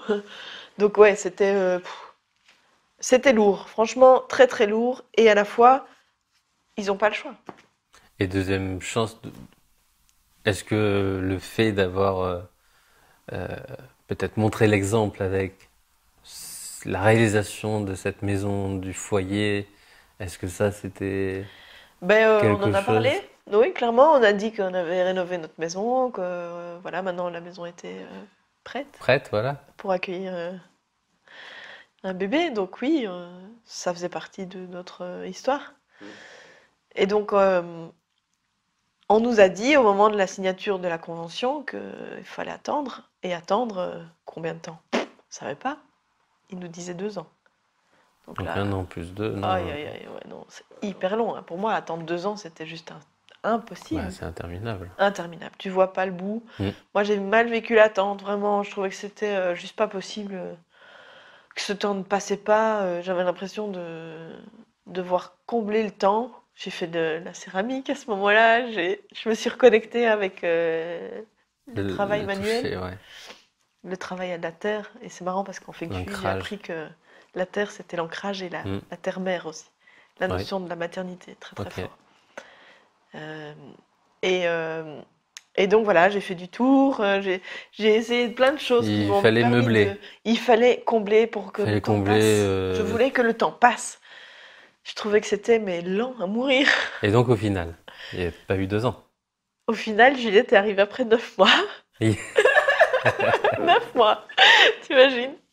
J'imagine très bien. Ma sœur, c'était pareil. Ah ben voilà, 9 mois. 9 mois, c'est juste dingue quoi.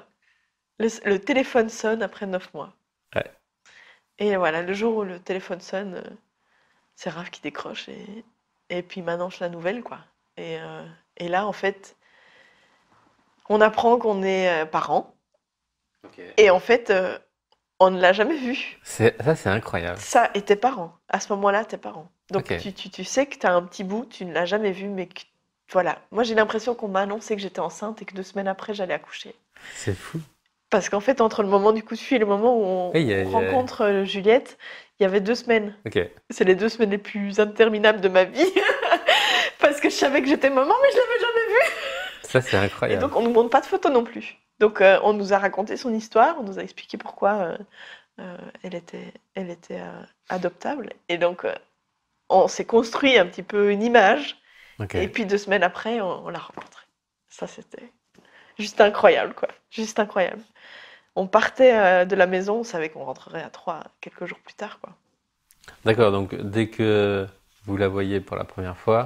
Ouais. Vous restez dormir quelques jours avec On dort pas elle sur dans la... place. Ça, c'est le plus dur, c'est qu'en fait, bah, pour que l'enfant puisse s'adapter, Enfin, ou à côté, non? on dormait pas Non, avec vous, elle. vous On passait rentrez. la journée avec elle. Ok. On rentrait à la maison. Ça, c'était les plus durs, quoi. Ouais. Vraiment, Parce la que le laisser, lien, il est, le lien, il est il fait. est comme ça, oui. Il est Il est instantané. Le premier instantané. regard. En plus, première fois qu'elle nous a vus, elle nous a souri. Elle avait 2 mois. Elle avait 2 mois.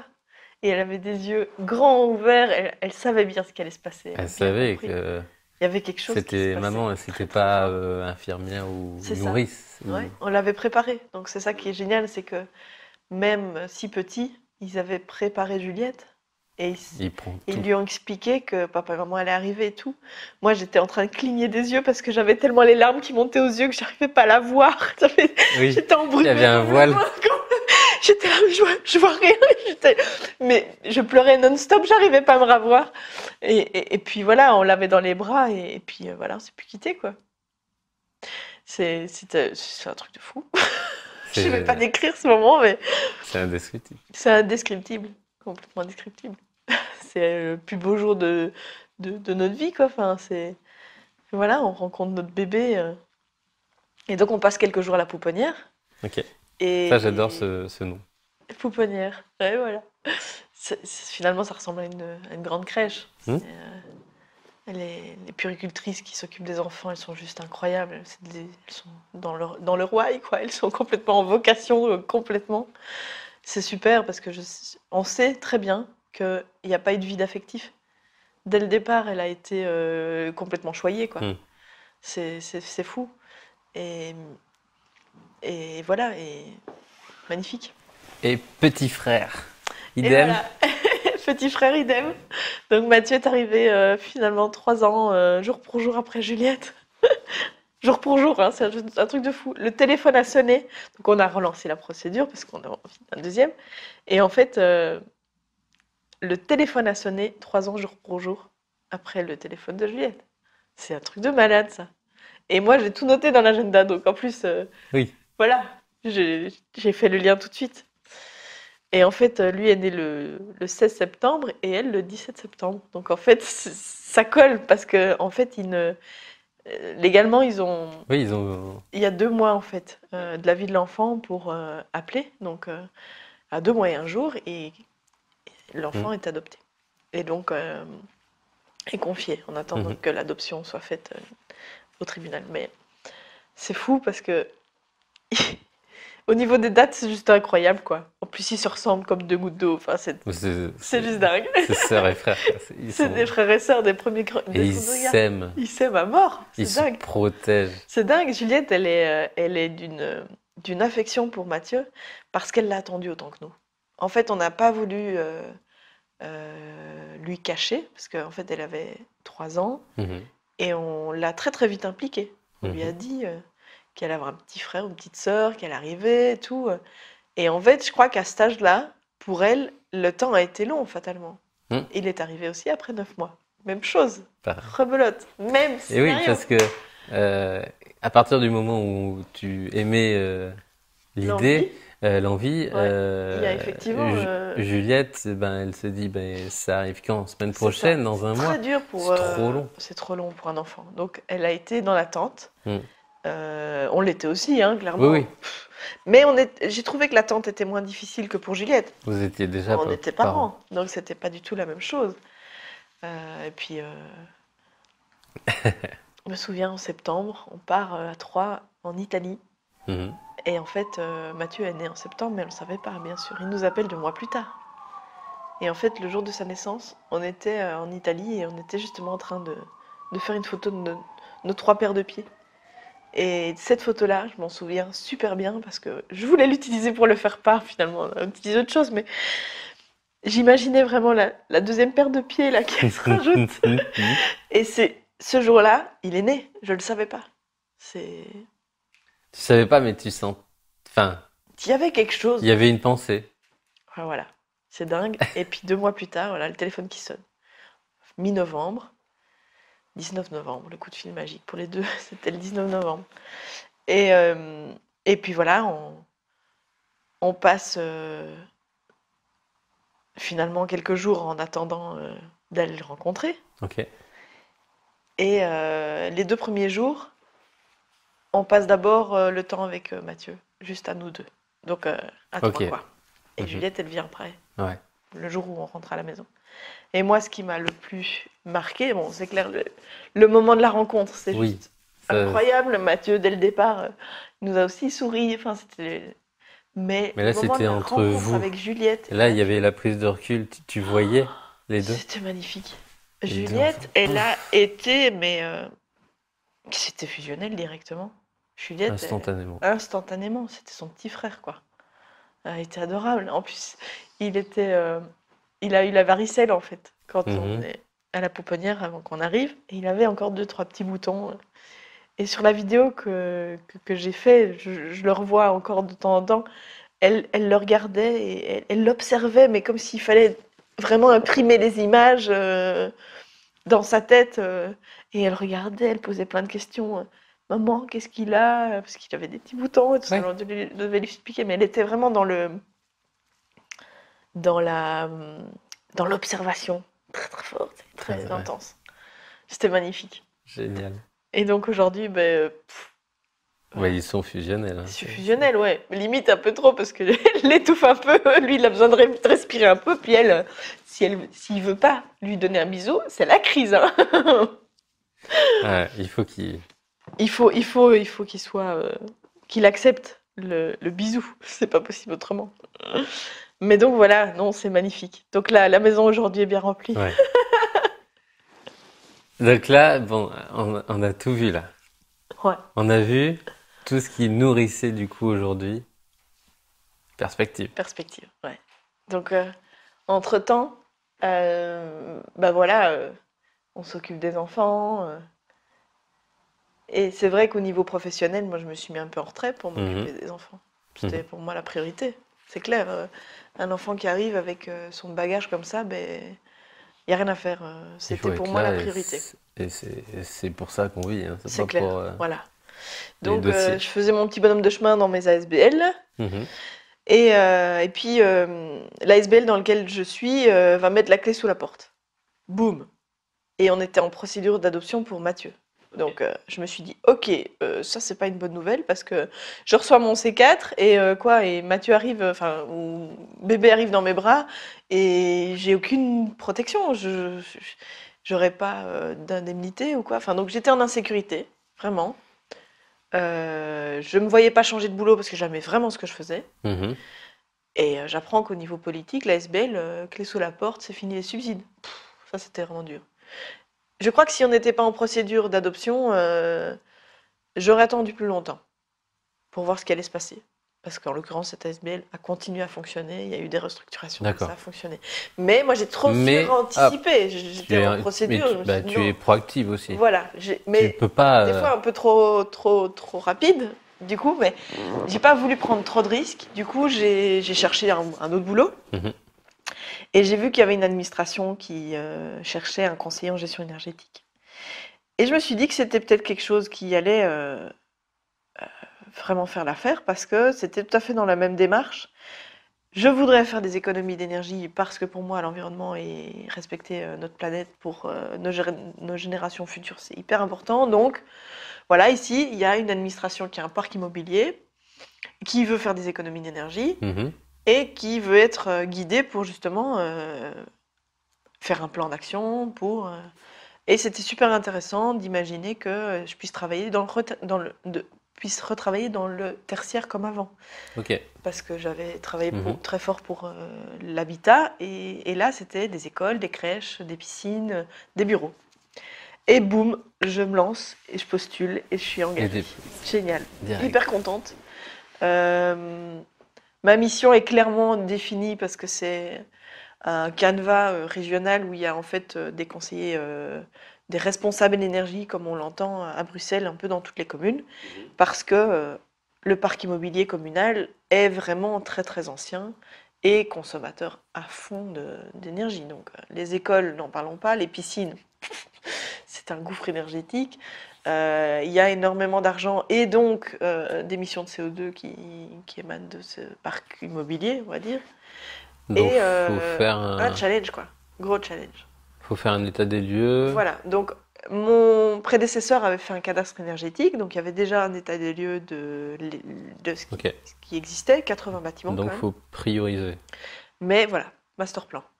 Donc c'est ça qui est intéressant, c'est qu'en fait un responsable énergie a, entre guillemets, les manettes du master plan en disant, voilà, au niveau priorité d'intervention, on va investir dans le bâtiment qui est le plus consommateur Master d'énergie. plan, c'est un plan d'action? C'est un plan à... Un plan à long terme, À long terme. la vision de. Voilà, Ok. c'est ça. Un planning de rénovation de travaux. De travaux, Ok, tout à ok. fait, et euh, lié effectivement à cette quantité d'énergie, que ça soit en gaz, en électricité, même en eau. Donc les priorités d'intervention sont déterminées par justement le potentiel de rénovation du bâtiment, parce qu'effectivement un bâtiment classé, il y a moins de potentiel. Là, en l'occurrence à la commune d'Uccle, il y a une piscine qui est classée, et on ne sait pas y faire grand-chose. Donc c'est difficile, à part rénover les techniques qu'il y a derrière, le Comme bâtiment en lui-même, très Comme le difficile. palais de justice. Voilà, voilà. Célèbre à Il y a des Bruxelles. freins urbanistiques et le fait que ça soit un patrimoine aussi qui font que, voilà, on prend tous ces paramètres en compte Ouais. et on fait un master plan. Donc c'est ça qui est génial, c'est que il y a une vision. On sait qu'à terme, il faut atteindre cette performance de basse énergie pour les bâtiments qu'on va rénover, mais on y va step by step.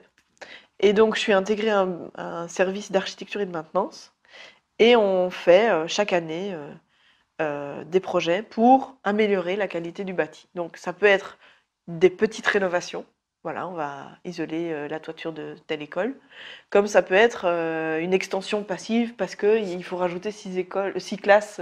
Donc c'est super intéressant, c'est très formateur, on a une chouette équipe. Et il y a le volet architecture et maintenance, donc exploitation. Et en fait, Oui, une fois que vous avez fini les travaux, il faut le gérer, le bâtiment après. Donc, c'est en gestion. on peut concevoir techniquement un bâtiment passif. Si après, au niveau de l'exploitation, on ne le programme pas correctement, la régulation ne fonctionne pas et il n'y a pas quelqu'un derrière, Ok. bâtiment passif ou non, quoi. Voilà. Donc il faut vérifier les choses et il faut quantifier, parce que c'est en chiffrant qu'on peut faire des choix. Et donc, depuis 2014, là, je travaille dans cette administration. Ok. Et c'est hyper intéressant, mais, voilà, il y a un mais. Et depuis janvier, il y a eu un mais. Mais il y a eu quoi? un mais parce que je me suis rendu compte que j'avais besoin de retrouver mon crayon. Fatalement, en tant que responsable d'énergie, il n'y a plus beaucoup de créativité. Et oui. Ça manque un peu, là, la créativité. Donc, je me suis effectivement dirigée vers la technicité, très très fort. Et l'architecture, C'est bien, mais mais voilà, il y a un mais. il y avait un manque. Et donc, en fait, en janvier, Raph a acheté un iPad Pro pour son boulot, un stylet, et j'ai redécouvert mon crayon, quoi. Bim! Ça, c'était révélation. Je me suis dit, mais c'est dingue. Je l'ai perdu. Je l'ai perdu, je veux le retrouver. Et donc, j'ai fait un coaching de développement personnel. Ouais. Et j'ai fait un cycle de 3 mois qui s'appelle J'entreprends ma vie avec Nicolas et Sandrine. Devic. Nicolas Devic. Et ça a été révélateur, quoi. Complètement révélation. Je me suis vraiment rendu compte qu'il fallait... T'as fait un bilan, en fait. J'ai fait un bilan. Un bilan professionnel, un bilan personnel. Prise de recul. Prise de recul. Il y a un truc qui va pas, ok. Tu confrontes. Tu les as découverts comment? Tu les as connus comment? Eh ben, Nicolas était aux études avec moi en secondaire. Et donc, c'est vrai? Je l'ai retrouvé par hasard dans une première vidéo, mais qui n'était pas du tout liée à Mindstep. C'était un dîner presque parfait. Parce qu'il l'a fait, hein. Énorme. C'est ça. Si, ça, je sais, il a fait dîner. Donc, il a fait un dîner presque parfait. Secondaire, et il s'est fait coacher par Sangoun de Gimbre, qui est un super chef étoilé, enfin, juste canon. Et je l'adore. En plus, il est adopté, donc, tu vois, je le suis depuis longtemps. Puis, je vois qu'il est coaché par ce grand chef. Et je me dis, mais je connais ce gars, Oui, quelque le chose. secondaire en Belgique, c'est quoi? Le secondaire, ça C'est le veut primaire, dire c'est... 16, Ah non, c'est au lycée. Oui, au lycée, voilà, entre 12 et 18 Ah oui, ans. donc oui, c'était... Et il était un an en dessous de moi. Et- On n'était pas dans la même année, mais visuellement, je savais que j'avais déjà vu sa tête.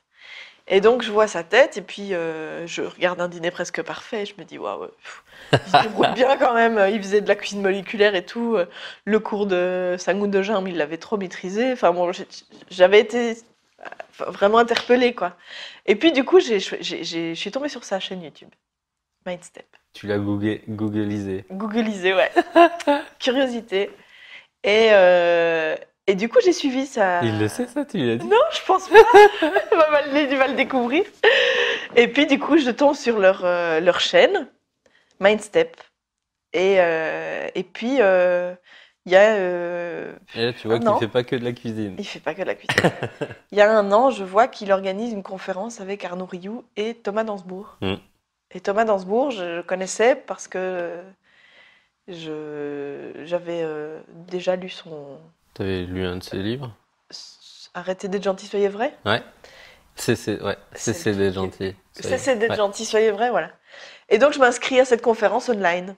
Première conférence Ouais, derrière webinaire. mon écran, parce que je pouvais pas me déplacer alors que c'était à Bruxelles, c'était tout près. Et puis je me suis dit, bah, ça sera confortable, je serai chez moi, et puis je pourrais le voir en live, génial, super concept, je connaissais pas. Et je vois leur conférence et ça me touche beaucoup. On est dans réveiller votre puissance intérieure, reprenez confiance en vous. Et je prends vraiment conscience que je n'ai plus confiance en moi, quoi.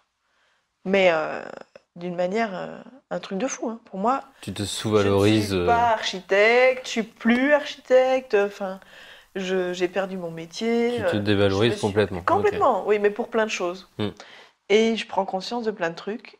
Et alors, après cette conférence, je télécharge leur petit bouquin de réinvention, Ouais. petit flyers, et je fais le bilan, quoi.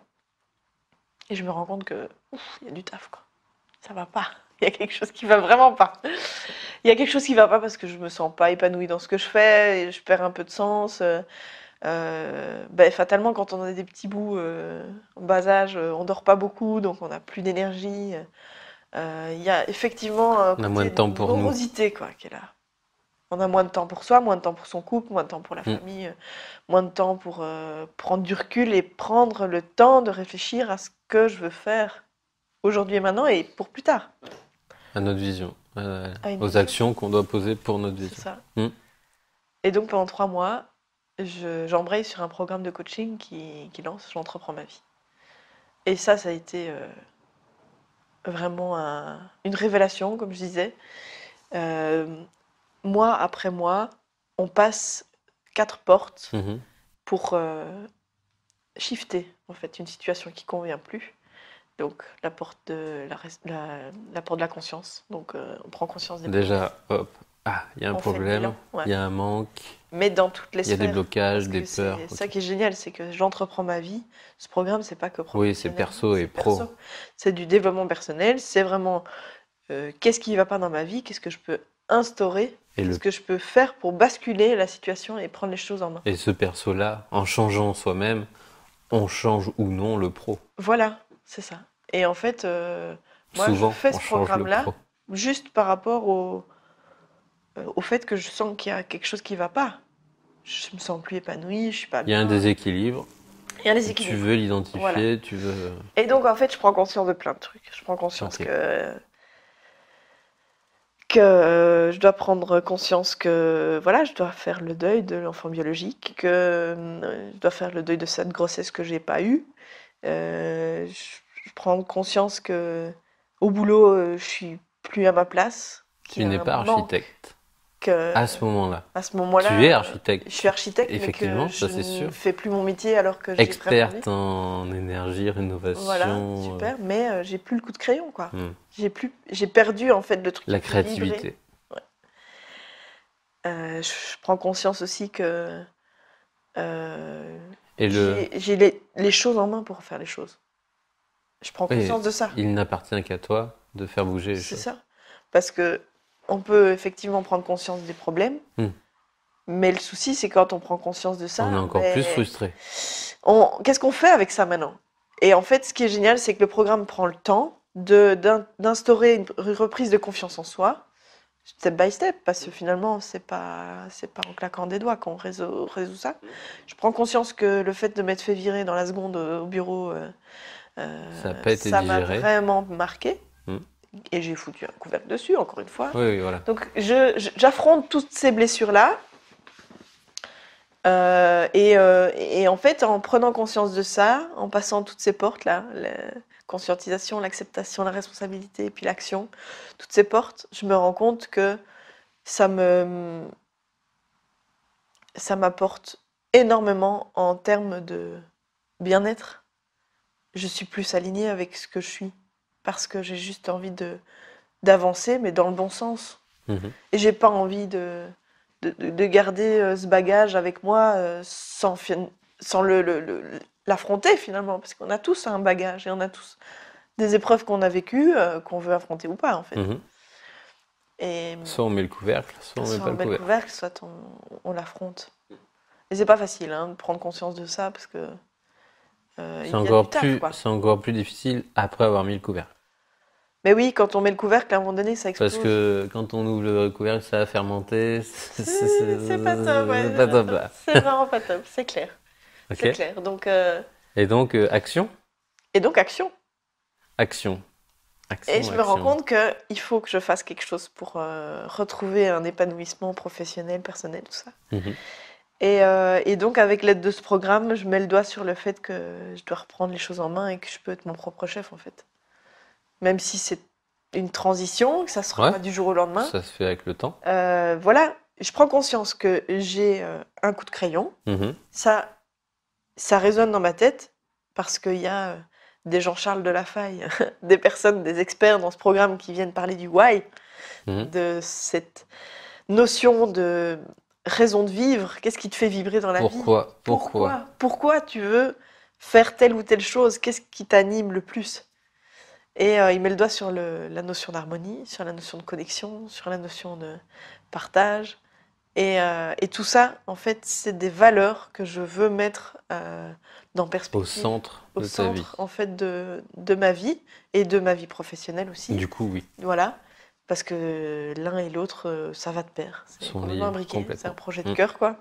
Et c'est vrai que perspective, c'est vraiment imbriqué parce que je veux que mon projet professionnel puisse nourrir mon personnel et puisse nourrir ma famille, mon couple, Donc, etc. Donc, comment tu mets en place perspective? alors, perspective, je le mets en place tout doucement. Depuis juin de cette année, je me suis mis en tant qu'indépendante complémentaire. Je suis à mi-temps maintenant dans ma mission de responsable énergie. Ok. Je suis très, très, très heureuse d'avoir libéré du temps pour ça parce que au départ, je faisais tout de front et c'était pas possible. C'est pas. C'est pas bon. C'est pas bon parce que la on n'a plus le temps pour la famille. famille, on n'a plus le le temps pour le couple. couple. Ça Mm. n'est pas du tout équilibré. Là, ça va. Ça se Et là, gère. ça se rééquilibre, même si ça prend beaucoup d'énergie, un lancement. Je m'investis énormément. Donc, et puis maintenant, j'ai demi-temps, donc c'est plus qu'un temps plein finalement. Donc, il faut jauger, il faut trouver l'équilibre. Toujours, c'est pas simple, mais ça m'anime. Je me sens utile. J'apporte en fait. Donc, perspective, en fait, l'objectif, c'est d'offrir un conseil avisé en architecture aux Ouais. clients, à des personnes en fait qui veulent rénover soit leur maison, leur appart, en tout cas leur espace de vie, Mhm. et prioriser les interventions. Donc, avec un certain budget, tiens, qu'est-ce qu'on peut faire? Et en fait, le coup de crayon me permet de communiquer avec eux et de leur permettre de visualiser toutes les possibilités qui existent Génial. dans leur espace. Donc voilà, l'objectif, c'est ça. Et au fur et à mesure, je me rends compte que au plus je rencontre des personnes que je peux aider, au plus ça me nourrit. Ça me nourrit de pouvoir leur donner des nouvelles perspectives. C'est ça, C'est ça. c'est ça. Top. Et donc, tu mets au service donc, de ces personnes ton expertise. Tu as une nouvelle expertise justement Oui, depuis janvier, peu, ouais, je me forme en Feng Shui. Ouais. Le Feng Shui, ça m'a intéressée au moment où on attendait Mathieu, Ouais. parce que j'avais envie de comprendre ce que c'est, cette notion de habitat, Mm. thérapie, habitat, bien-être, qu'est-ce que l'habitat a comme impact sur soi, qu'est-ce qui fait qu'on dit que notre intérieur dans lequel on vit est le miroir de notre intérieur, Oui. intérieur, Dis-moi où tu vis, je te dirai qui tu qui es. tu es, tout à fait. Et ça me parle beaucoup. Mm. Ça me parle énormément parce que finalement, l'analyse de l'espace dans lequel on vit apporte énormément de clés. Mm. Beaucoup. Et donc voilà, depuis janvier, je me forme là-dedans avec Anne-Sophie Droulet, qui est expert en Feng Shui. Et je trouve que c'est très parlant, parce que je l'ai fait au départ pour ma propre maison, parce que Mhm. j'avais envie de comprendre un Déjà à petit peu. titre d'exemple, tac. Voilà, je l'ai fait pour en moi, j'ai concret. pris Mm. conscience de plein de trucs, ça m'a vraiment limite un peu chamboulé, mais c'est un outil de développement personnel en fait. Et donc j'ai fait le coaching de J'entreprends ma vie en parallèle avec Mhm. la formation Feng Shui, les ateliers en fait qu'elle faisait. Je l'ai fait pour ma propre maison. Et en fait, je me rends compte que cet outil-là est une clé en plus en fait de Oui. conception architecturale, Mm. parce que Une fois que tu as Euh, conscience de l'existence du Feng de Shui et de cet ces outil-là, quelques outils, voilà, ça permet en fait principes. d'apporter, Mm. de nourrir un projet d'architecture en prenant conscience de la symbolique, de ce que représentent les pièces, par exemple. La cuisine, ben, c'est la symbolique de sa relation à la nourriture, de la dynamique aussi qu'on pourrait avoir, l'énergie qu'on peut avoir justement La vitalité. la vitalité. Ouais. Et la chambre du couple, ben, c'est l'espace du couple, c'est pas l'espace de la famille.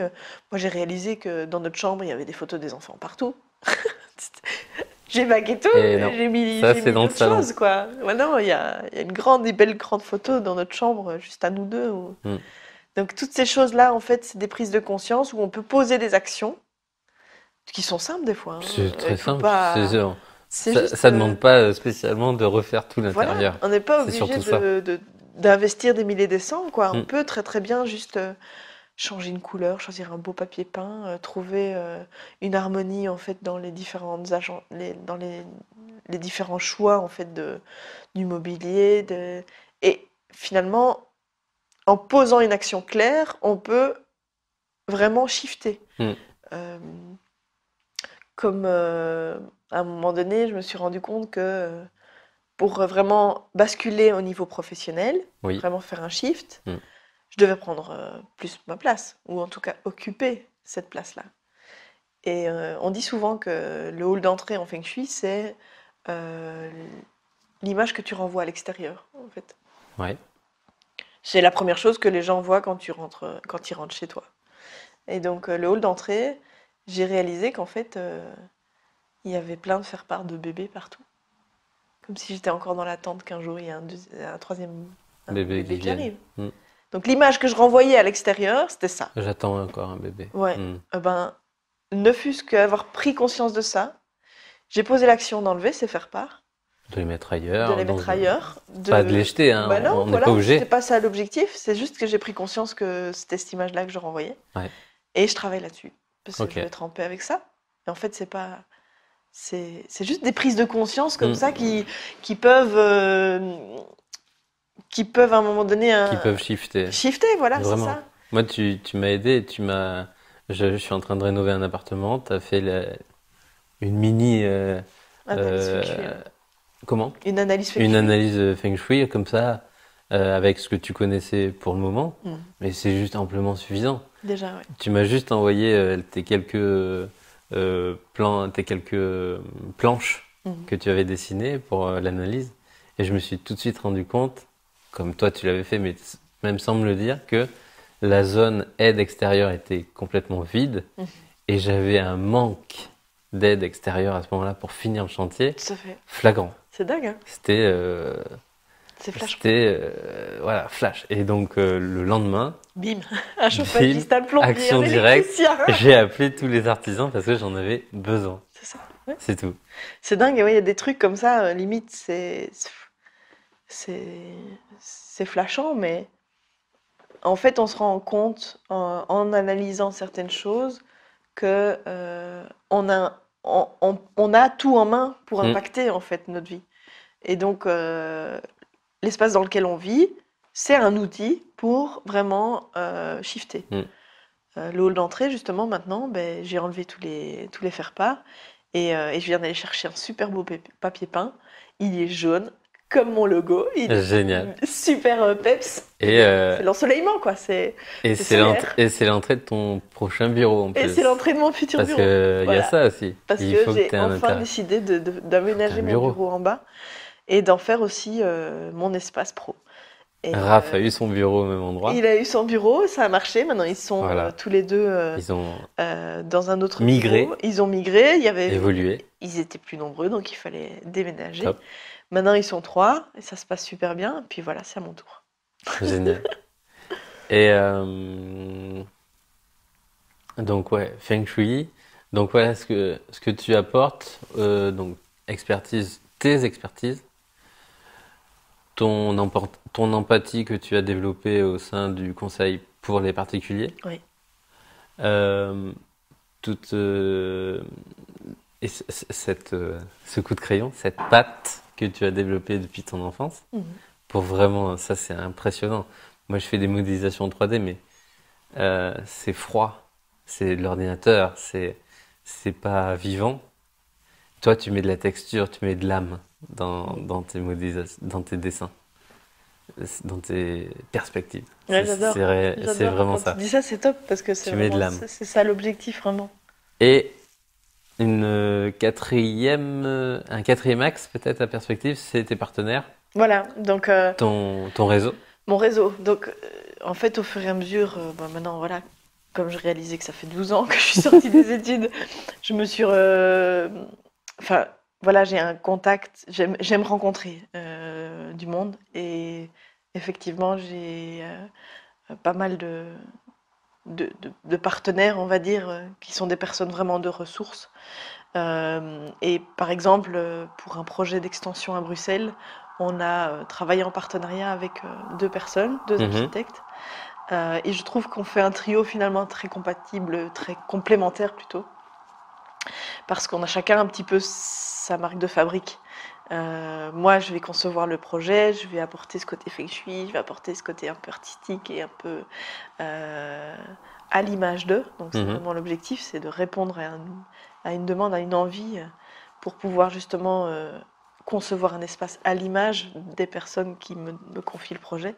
Et puis, Sylvie et Jean-Louis, qui sont les 2 partenaires avec qui j'ai travaillé, avec qui je travaille, sont 2 architectes qui ont chacun aussi leur patte. Mhm. Sylvie, elle a fait le dossier d'urbanisme, Mhm. elle fait le cahier des charges, tout ce qui est vraiment l'estimation et tout. Puis Jean-Louis, c'est Le baroudeur le baroudeur des chantiers, quoi. des C'est chantiers. ce que Sophie me disait. Donc effectivement, C'est la marrant. cliente, on s'est vu quelques jours auparavant et elle m'a dit c'est le baroudeur des chantiers. C'est vraiment Avec ça. Et donc en fait, on a chacun un peu notre Hmm. sensibilité, chacun notre expérience. Nos forces. Voilà. Sylvie et Jean-Louis, ils ont du bagage aussi derrière eux. C'est super chouette, en tout cas pour moi, de m'entourer de personnes qui ont de l'expérience. Mhm. C'est vraiment génial. Et du coup, il y a des allers-retours comme ça qui sont très très enrichissants. Génial. Et puis en feng shui, en fait, avec Anne-Sophie, on collabore aussi. Donc c'est super chouette. Il y a vraiment des allers-retours. Et puis il y a Sylvie qui est plus décoratrice, qui a cette patte un peu plus Ok. objet, etc. Donc voilà, les partenaires qui sont là, c'est tout ça qui nourrit Perspective aussi. Ok. C'est Oui, pas oui. qu'un coup de crayon, c'est pas que du Et il conseil n'y a pas à que viser, toi. c'est pas que... Non, il y a toute une équipe derrière. Parce Et qu'on, c'est super chouette, je trouve. ça, de c'est top de s'entourer. Voilà. On a nos forces, mais on a nos faiblesses. Et Et l'intérêt puis du chacun groupe son métier, tu vois, c'est oui. ça. C'est ça qui est et intéressant. des fois, on n'est pas très intéressé à faire, à manier les chiffres. Parce que c'est pas ça qui nous Voilà, ou anime. le chantier, Voilà, ou c'est le plus chantier, difficile. voilà. Il n'y a rien à faire. Moi, je suis ravie de savoir que Hmm. Jean-Louis va suivre le chantier de Sophie et Pierre parce que je sais que il va mener ça comme Ça ça. sera bien. C'est un homme de chantier. C'est vraiment Génial. baroudeur du chantier. Je trouve ça C'était génial parfait, qu'elle dise ça. C'est tout à fait ça. Mais je crois vraiment il y a cette envie, en fait. C'est comme si j'avais envie de créer un atelier d'architecte avec S, une sorte d'équipe qui, qui est multifonction, euh, qui répond à tous ses besoins. Quand on rénove, quand on a un projet de cœur, qu'on veut rénover son espace de vie, son nid, voilà, c'est aller chercher les ressources. Comme je disais avec Daniel Devroy, quand on a travaillé pour notre projet, c'était une ressource, encore une fois. Aller chercher des artisans. J'ai rénové une cuisine récemment avec un menuisier. J'ai appris énormément, comme on a fait des échanges ensemble, parce que les personnes qui ont les mains dans le cambouis ont une autre expertise, et puis ça se nourrit, Et il y a ont un plein de partage. choses à s'apporter. C'est génial. Il y a C'est un top. donnant-donnant, incroyable. Travailler de cette manière, c'est C'est ça, la meilleure. c'est top. J'ai encore 2 questions. Et après, je crois que ça fait plus de 2 heures qu'on parle, donc Mais non. on va pouvoir s'arrêter là. Tout à l'heure, tu parlais de l'histoire de la baignoire là, donc, Oui, ouais, dans la ouais. maison. Donc ça, c'est une petite brique de traviole, comme C'est clair. j'aime le dire. Est-ce que tu en as une autre à raconter, peut-être moins personnelle, mais un truc qui t'est arrivé, tu pensais même pas que ça pouvait exister, une brique de traviole sur un chantier? Ouais. Sur notre rénovation, on a découvert qu'en fait, dans les années 60, on cachait les descentes d'eau de pluie dans Ouais. les façades. Donc, Ouah. ouais. Ah La ouais, descente d'eau de pluie dans notre. ok de suite, quoi. Justement, elle ne pouvait pas être visible en façade. Et du coup, ils intégraient cette descente d'eau dans le bâtiment, quoi. Mais donc, effectivement, gros souci au niveau infiltration, voilà. Mhm. Mais ici, en l'occurrence, l'entrepreneur, l'électricien, avait utilisé cette gaine pour passer tous ces câbles. Ok. Et en étanchéité à l'air, en fait, le problème, c'est que Ça, l'étanchéité à l'air, elle est du côté chaud, donc du Oui. côté intérieur. Et en fait, toute la botte d'électricité passait hors de cette étanchéité à l'air, remontait sur toute la colonne, justement, parce qu'il avait pris ça comme une colonne technique. Lui, c'était là. en même temps, il c'est un super. avantage. C'est Voilà, sûr que c'était c'était bien. hyper intéressant. Nous, on ne savait pas Mais que ça allait induire autant de problèmes. Et au niveau étanchéité à l'air, c'est une catastrophe. Parce qu'en gros, on perce l'étanchéité à l'air, et puis on la reperce dans l'autre sens, et une botte de câble qui est colsonnée. c'est impossible à C'est pas scotcher. possible Enfin, de rendre étanche, ça. donc faut mastiquer. Faut quoi. Daniel a travaillé des heures pour rendre étanche cette colonne, c'était juste pas possible. Donc voilà, toutes des expériences comme ça où tu te rends compte que dès le départ, si on avait su ça, on n'aurait pas fait cette boulette. Donc, Mais on rectifie le tir après, voilà. oui. Et Donc soit on rectifie le tir, soit on essaye de faire concerter tout le monde. voilà, tout Un à fait. maximum Un en amont. maximum en amont pour éviter les problèmes.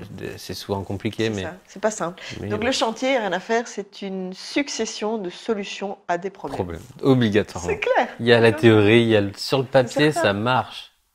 Mais Et en avec les pratique. objectifs, en plus du concours, de tout ça, c'est sûr qu'aujourd'hui, Il y a il faut une- voilà. vraiment... Il faut pas se précipiter aussi, parce que là, tu mets un gros... Tu caches la gaine et puis on n'en parle plus, sauf que... Il y a un test d'étanchéité derrière. Voilà. C'est ça, en fait. Le passif est très très exigeant. Pourquoi? Parce qu'il y a un test blower door. Mm.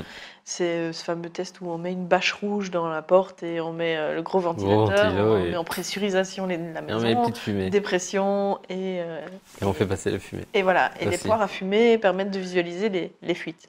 Et ça, c'est On en a fait 10 impressionnant. des tests pour y arriver. C'est impressionnant. Ça. Ah oui, donc 10 à chaque fois. Ah, il y a de la fumée. C'est Pouf, ça. on démonte, scotch ou En on je sais pas scotch, quoi. voilà, c'est ça. Donc, Ouais. avec Daniel, ce qui était chouette, c'est qu'il venait d'acheter sa porte blower door, donc il l'a utilisée pour se Il former était aussi- donc on ouais. était tous dans la même démarche, Ça, c'était vraiment c'était top. génial. Un chantier terrain de jeu, quoi. C'est vraiment Génial. ça. C'était top.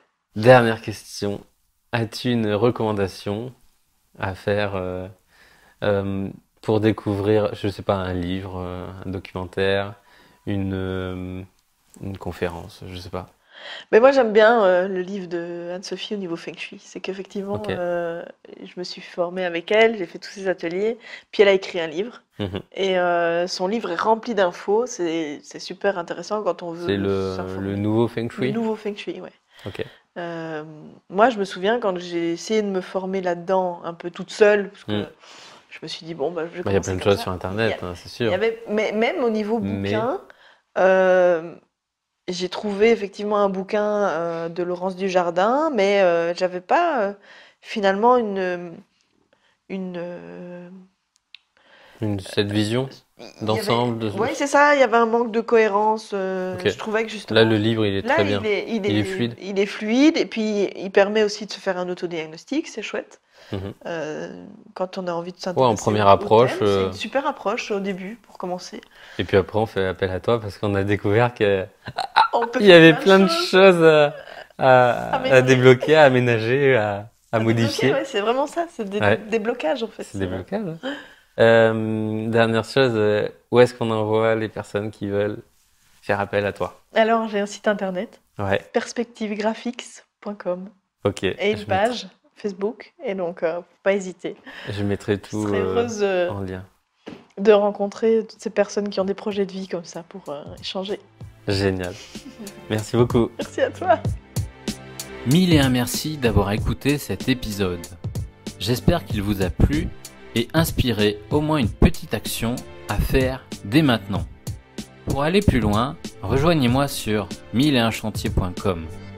Abonnez-vous, partagez cet épisode autour de vous et laissez-moi un avis 5 étoiles sur iTunes. Ciao et à la semaine prochaine.